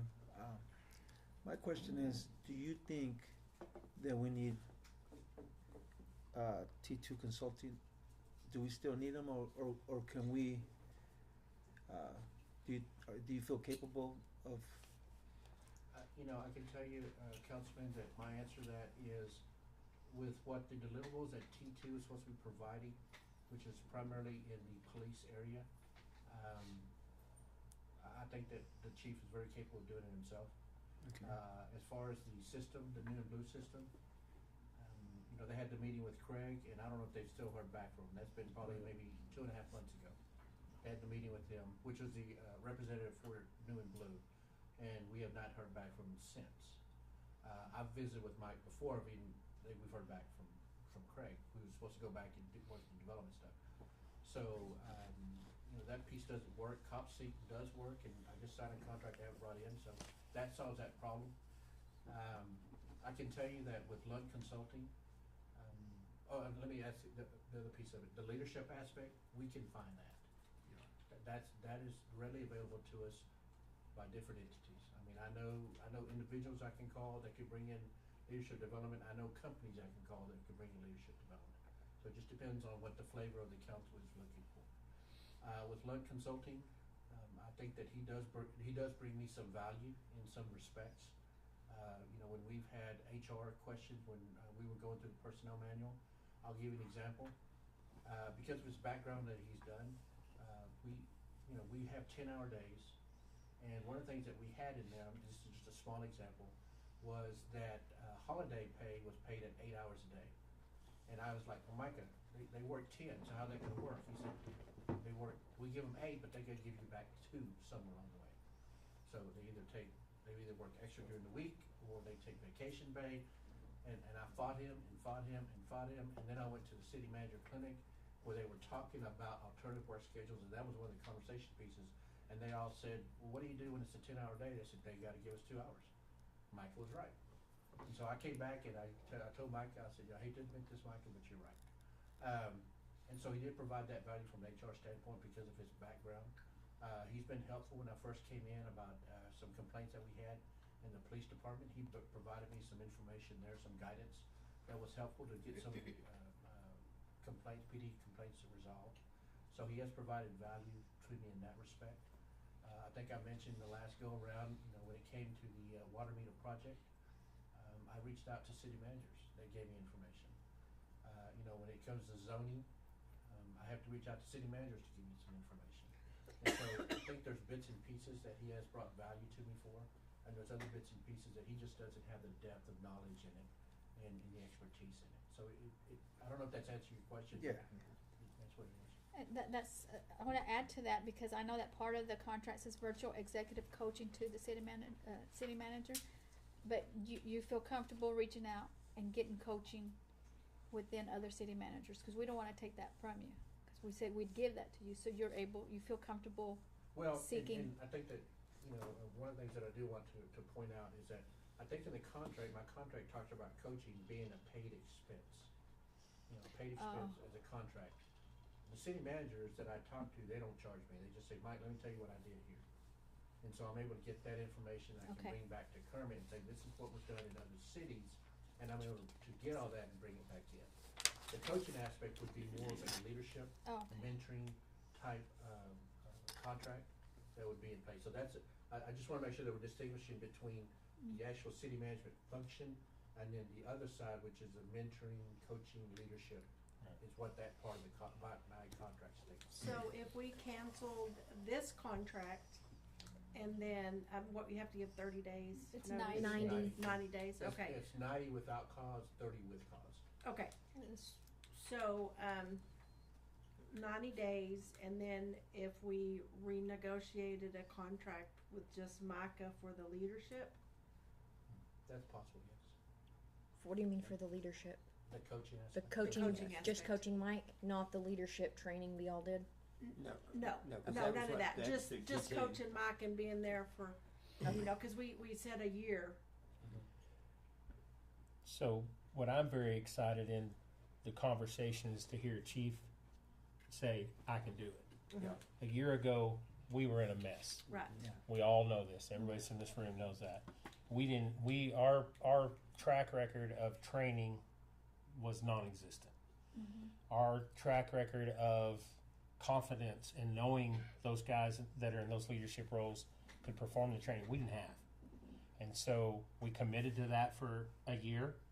I personally would like to see us maintain some sort of an agreement regardless of how, if we're gonna pay outside group to come in, whether somebody comes in and does this training or that training or this training, and we don't have an association with those folks, at least with the MICA portion, we know what we're gonna get, and we know the deliverables that Chief's gonna get, that Caesar and Jose's gonna get. We've got to still realize Jose's leaving in a month. We just lost Rita. We lost Tony. Chief's ready to step up, but are we willing to say we've got everybody in this city trained and ready to go forward? And I don't think we do. We got a great leader, but I don't think we're ready. It's my opinion. But I'm very proud to hear that you're ready. And I That's can my tell 2 you that cents. I think from the city standpoint, they were very fortunate that Mike Wilson and Michael Lunt were already associated with the city when they needed them. So they were I believe, and I agree with the mayor, I think they were very helpful to steer the city through some very rough and rocky waters at the time. And so, I think for that, they should be commended of what they helped out to do, and especially Micah and the work that he did. All right. So do we have any more discussion on item 14-15 combination? Yes, I make a motion that we conclude our contract with T2 Consulting and Lunt Consulting and T2L Consulting. I'll second.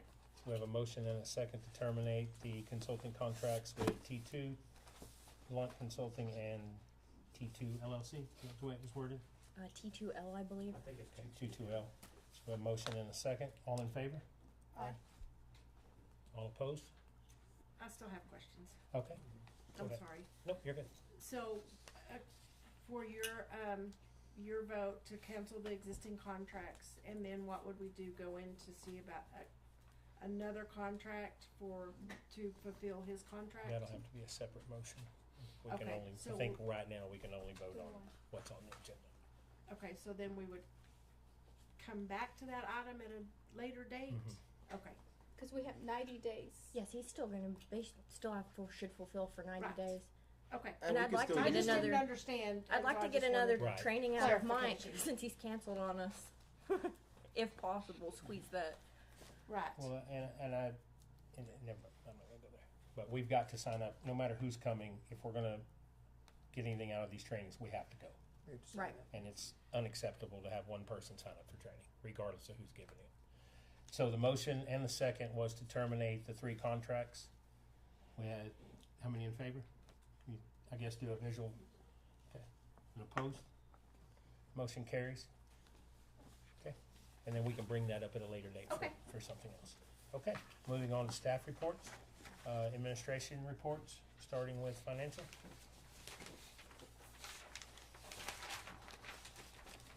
I'm sorry. You have before you, I'm now the finance person bringing the reports to you. So, yeah, I'm transitioning a little bit, my apologies. If there's any questions that you have, I'll be more than happy to answer. The AP history check report that you have before you. We'll go back and tell you that, again, some of the things that you're seeing on this report, you may start seeing some changes. Again, because Leanne is going through this and she's making some pretty drastic changes to this. One of the things that she did point out was that the history check report that you have before you, already checks have been signed.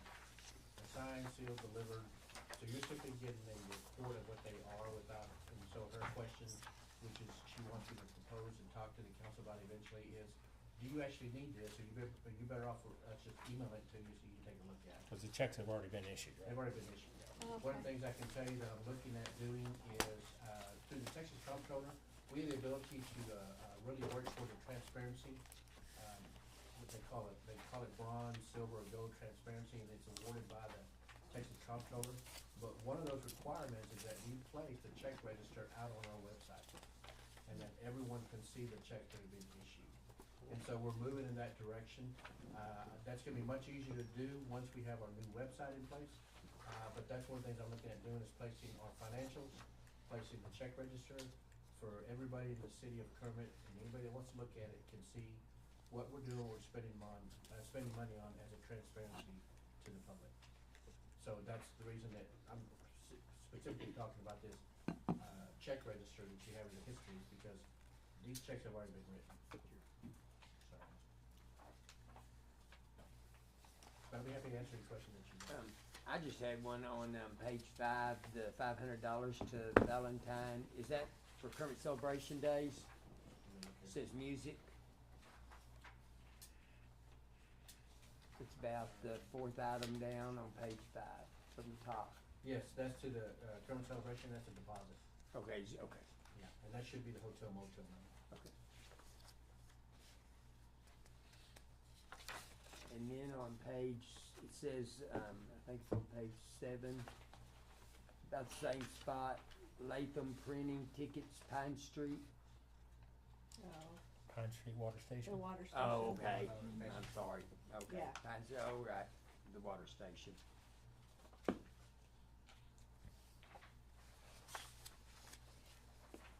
Okay, why do we have a late fee? I know it's only $10.76, but Through this transition that we're going through, there's been some training that's had to be done, because understand that, our AP clerk that's in that position, came out of utility billing with no training, was put into AP, so, you know, she's still transitioning to try to figure out what needs to happen, and, okay, sometimes we'll get 2 or 3 invoices, and one of them may be a credit, and so we'll get in, you know, trying to, okay, was this a credit, is this an invoice, or is this just a statement, as an example? And so I think that, somewhere along the way, you probably would have seen a lot more of these earlier on than you see now. okay, You just happen to see this one today. okay. What are these Yeah, that one just jumped out at me. US refunds on page 8? Those are for water deposit refunds. Oh, Yes, okay. utility system. Yeah. So what happens is when they put a deposit down and they close their account, we Okay. refund them out. Okay. We refund their deposit. Okay. Wow. Alright. So you can handle it, so- Any other questions on financial? You thought we were giving United States refunds? Well, there's one gentleman's deceased. He's been passed on for years, so I just wondered Well, what I that think was. they sold his house, Okay, right, and so then that they be would the need, water deposit. yeah. okay. I'm just guessing, but that's. Any other questions on financial? No. Moving on to recycle report. I have nothing. Thank you, ma'am. Department of Public Safety reports by Chief Ramos, Police Department activity.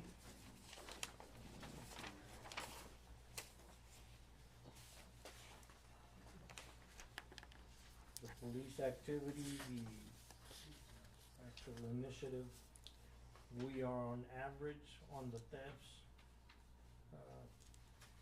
Average from the last month on suspicious activity, higher from this time last year. Average thefts were higher this time than we were this time last year. Traffic stops were lower from this time last year and lower from our average. Citations, we've doubled from last month, were slightly higher than the previous month, but higher than we were this time last year. And our warnings, lower this time from last year.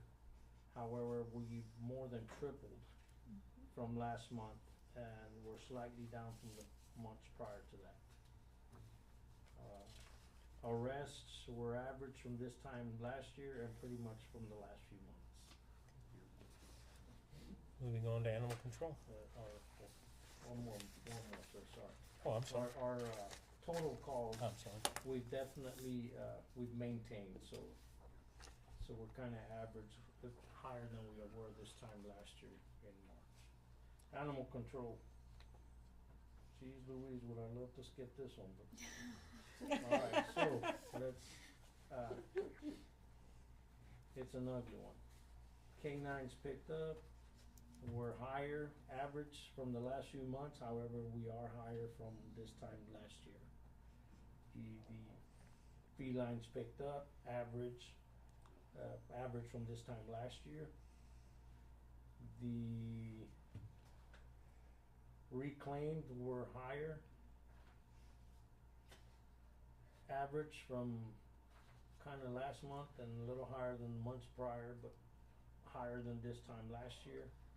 Dog bites, let's get ugly. We're at 9. Oh my goodness. Higher than we were this time last year. We are way above what we have been average on the lasts. Are these dog at large bites or are these You know, people? three were dog at large bites, And the others were? and the rest were in-house bite. Gentleman tried to break up dogs fighting. A Chihuahua protecting her home. A mother dog that someone went in the yard and got close to the puppies and she bit. Okay.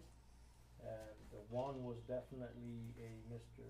I don't wanna say his name, but one was definitely, he got bit, but he didn't wanna cooperate, he didn't wanna give up information, and ended up having to be transferred to a facility in Lubbock because of his bite.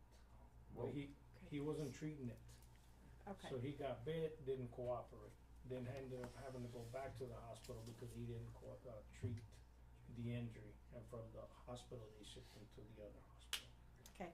So that was reported as 2 bites, Oh, okay. so.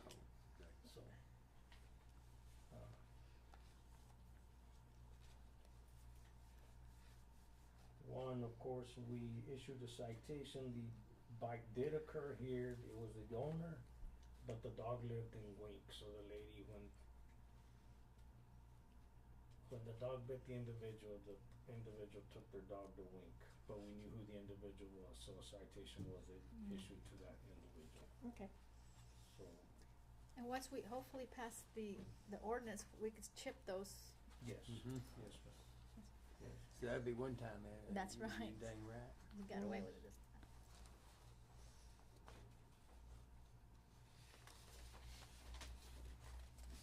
So, sorry, lost my place. Rescues 50, we moved 50, so that's what I was mentioning earlier. That's awesome. Yes. Carried over 30. Reports on Nevertell, we were up from last month, but average from the months prior to. Okay, thank you. Code enforcement? Code, we did not have a code truck for most of the month, as I showed y'all the pictures of I believe it was a rat or a squirrel that got a hold of our wires. So we didn't have a patrol truck, and one of our officers was down due to illness, so we really didn't have a lot of activity for the month. But we did 30 Evertel calls, and the officers did try to do as much as they could to help out. Is their truck up and running now? It is. Once the mechanics lifted the truck and saw the damage, they were like, oh, so they kept replacing the part Oh, and thought it was the part kept It running was the out. wires. It's because the wires were grounded, they were chewed up, so they were grounding and burning out the part. That once you didn't catch fire. Yes. yeah. Was the truck parked for a long time, or? No. No, it was up and running every day? That smell of that copper wire gets them excited. Yeah, it does. Uh-huh. Wow. Moving on to municipal court reports, Judge Wright.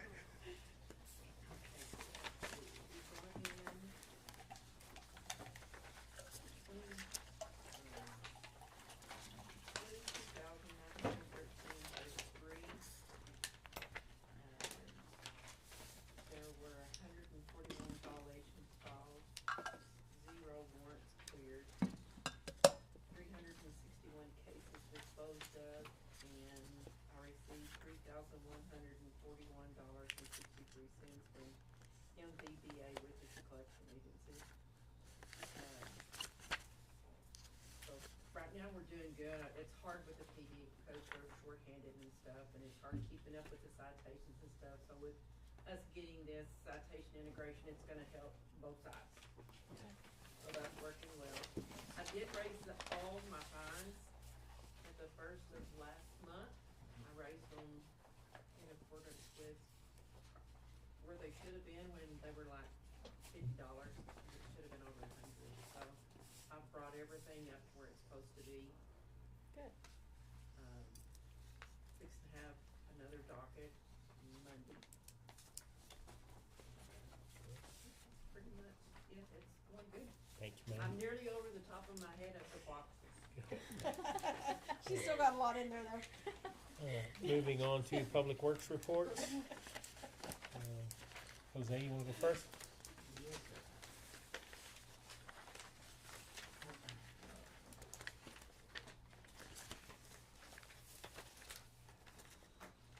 On the Sunday water reports,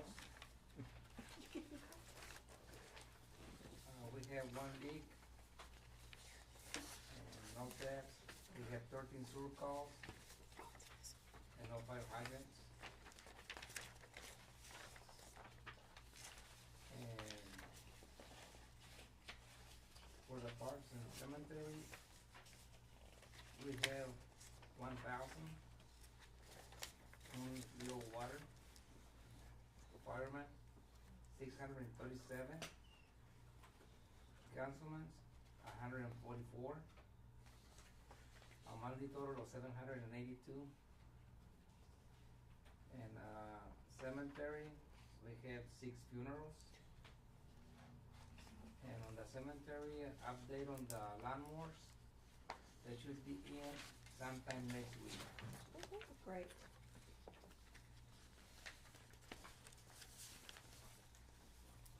Great news, thank you. Yes. Mr. Caesar? The streets, the department has been continuing maintaining potholes on the roads, and they are continuing to fix or replace damaged signs around town.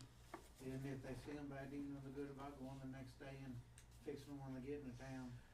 And we just started a new project. The crew is cleaning that drainage ditch on Bel Air. It's starting to look good, so y'all get a chance, go on Bel Air. They're about halfway through now.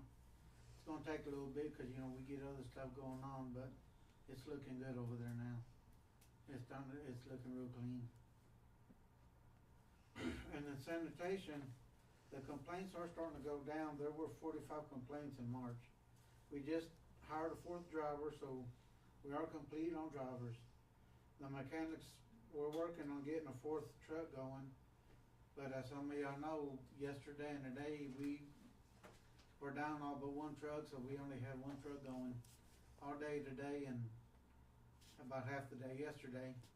They did get, so we will have two going tomorrow. They got one welded up and getting ready to go again. And I did get a hold of Southwestern Equipment. The company and the chassis were delivered to them on the 3rd and the 5th. And he told me they got 35 chassis to work on, but they're gonna try to get ours as soon as they could. And he's looking around the end of August or the 1st of September to get them ready to be delivered to us. He said it's taking about 140 days to get them ready because they're a little behind. Was that the only company that you can use? That's the ones we That's it. contracted Those with. are the isn't it? ones we Oh, we did, Yeah, okay. those are the ones that the manufacturer, the trash trucks. Okay, okay. Please, when you talk to them again, let them know that that this council would hate for them to not be on our short list when we're ready to order more if they don't meet August. I sure will.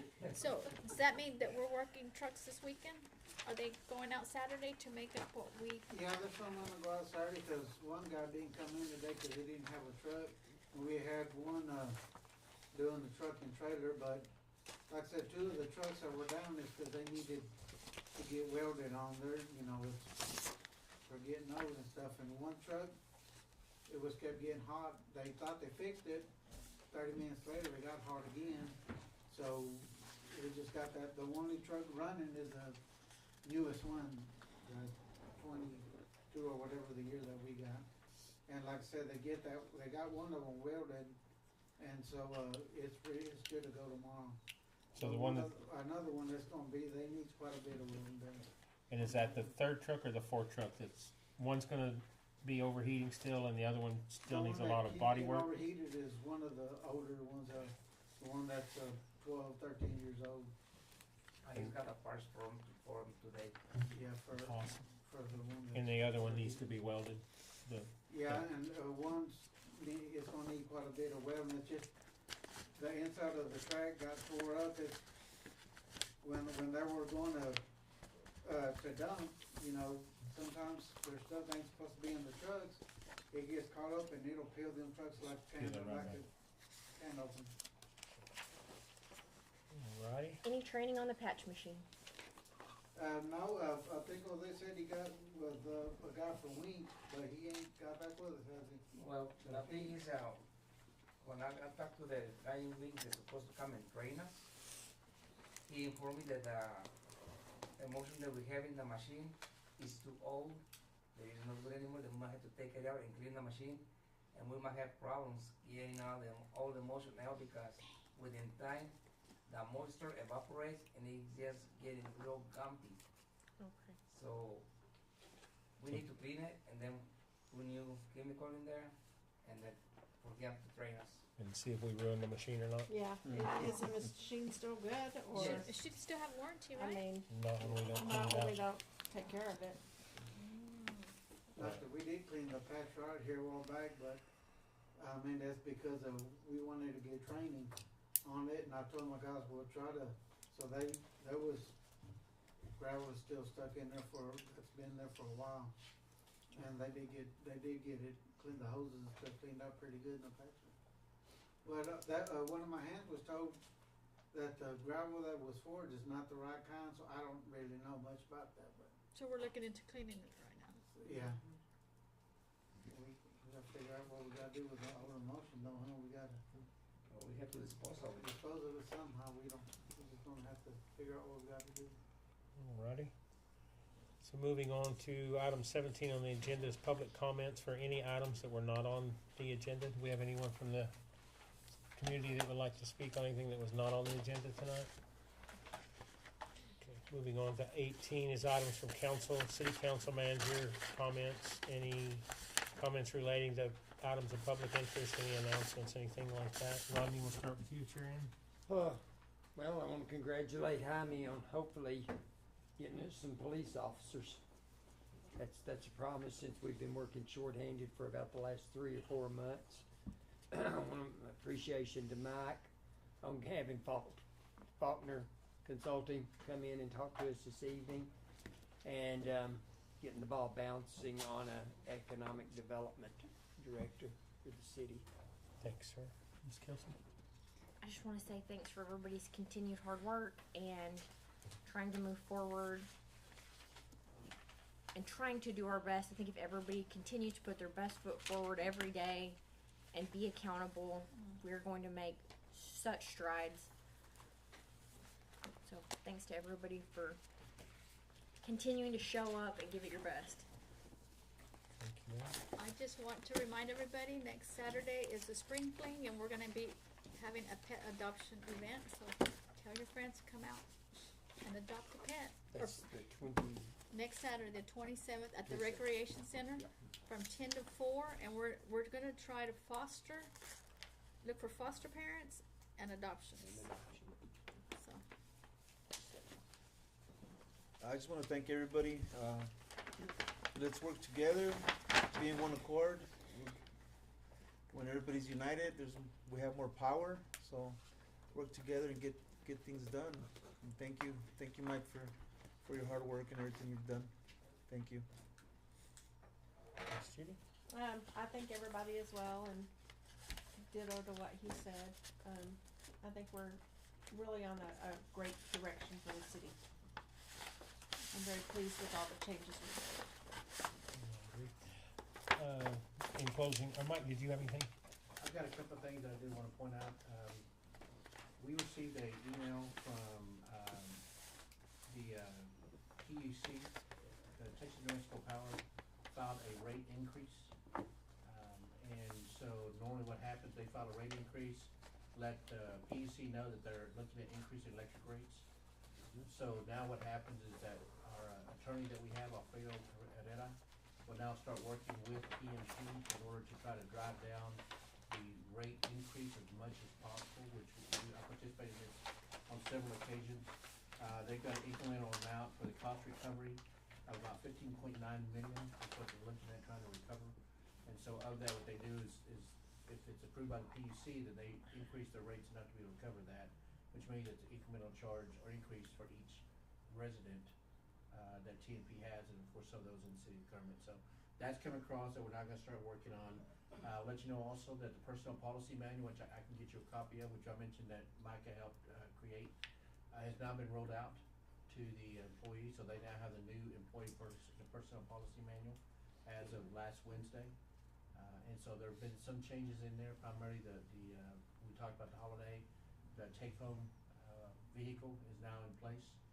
It was already in place with the police, but we put it in place across the board now with the agency. So they now have that.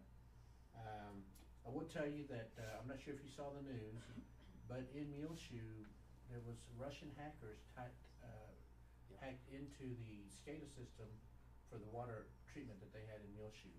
So once I read that, I immediately called our IT vendor, and I was told that our SCADA system is not a part of their purview, not a part of the contract, that's a part of SCADA.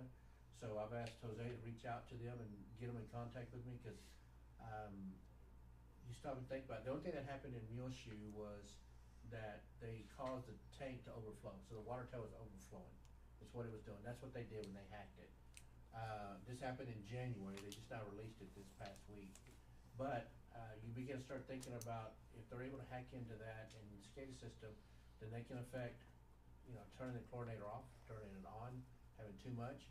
So that's some of the things that we need to start doing, protecting. I had a conversation with the mayor earlier, and he just said, it's just a matter of time. And so we need to do everything we can to protect it. So that's one of the things that we'll now start working on, is protecting our SCADA system from the water treatment. So I don't want you to forget our CIP whiteboarding project next Tuesday. I'm looking forward to that. It gives us the opportunity to really start planning out the city, what we're looking at from CIP projects, the capital improvement projects. And so I'm anticipating from 5:30, probably at least a couple of hours, hopefully we'll go past 3 hours, but a couple of hours anyway. So that's gonna be next Tuesday at the Civic Center.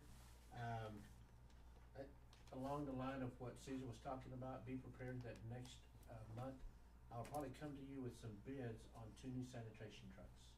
The reason I say that is because the 2 sanitation trucks that we have right now were ordered in July of last year. And we're not expected to get them until August or September of this year.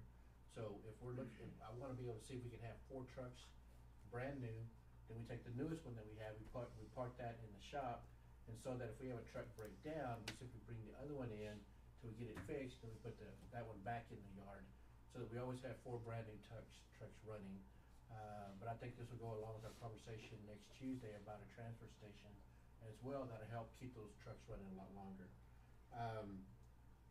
I will let you know also that, one of the things that we've done also, that Leanne, working with Leanne, is that we're moving to a new purchasing card system with our current banking, our current bank, Citibank, and it's gonna be a what they call a purchasing card system, as opposed to a credit card, but a P-card system, and we will issue those out to individuals, and they'll have a credit limit, and that'll be set up by myself and by Leanne, based on the individual, what we believe that they can charge.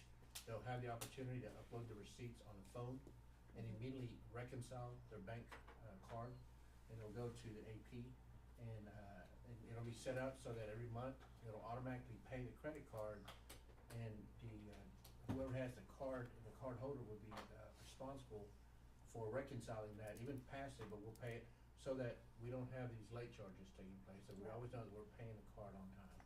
And so that's some of the things that we're looking at doing, so, and I think that's all I've got. Thank you, Councilman. Yes, thank you. Okay, so on the trash trucks, we were talking earlier, but we don't have to wait for budget time to order those, correct? We can order them. I think we checked in, didn't we check in on season, they just need a purchase order.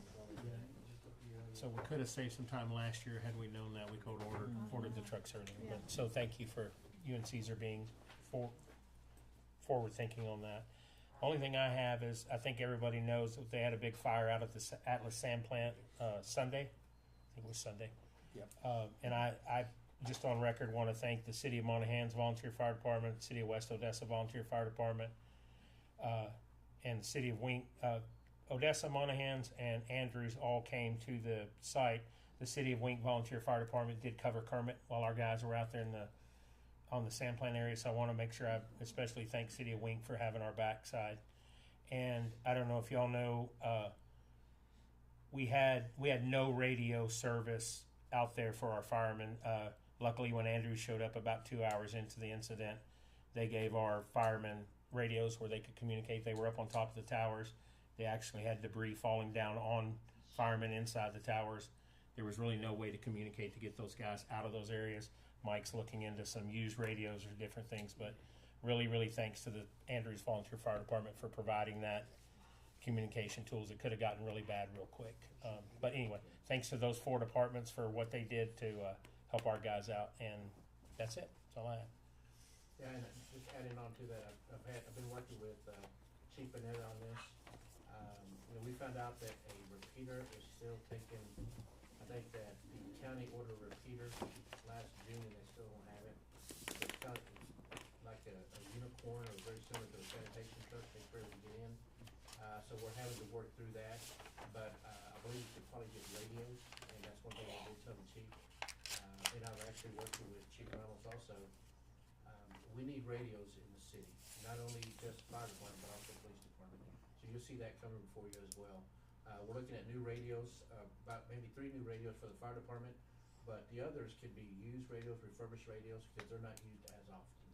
But the police department, they do need brand new radios, so you'll see something come before you as well on that. And maybe some of their radios can get handed down. We don't have to buy new ones. So. Okay, thank you. All right, that's all we have on the agenda. I make the motion, we adjourn. A second. A motion and a second to adjourn. All in favor? Aye. Meeting adjourned at 10:30 p.m. My dog is going to be pissed, but not as mad as my wife. You use so much She force is. with She you is scared her. not happy. She is pissed. I bet Charlie's not as mad as You don't know how quick she can get back from Connecticut because her dog's not being taken care of. Night, y'all. Thank you. Good night, y'all. Good night. Alrighty, y'all take care. We'll be talking to you. Okay, yeah. You need me tomorrow. I can come by. Y'all did the same. Alright.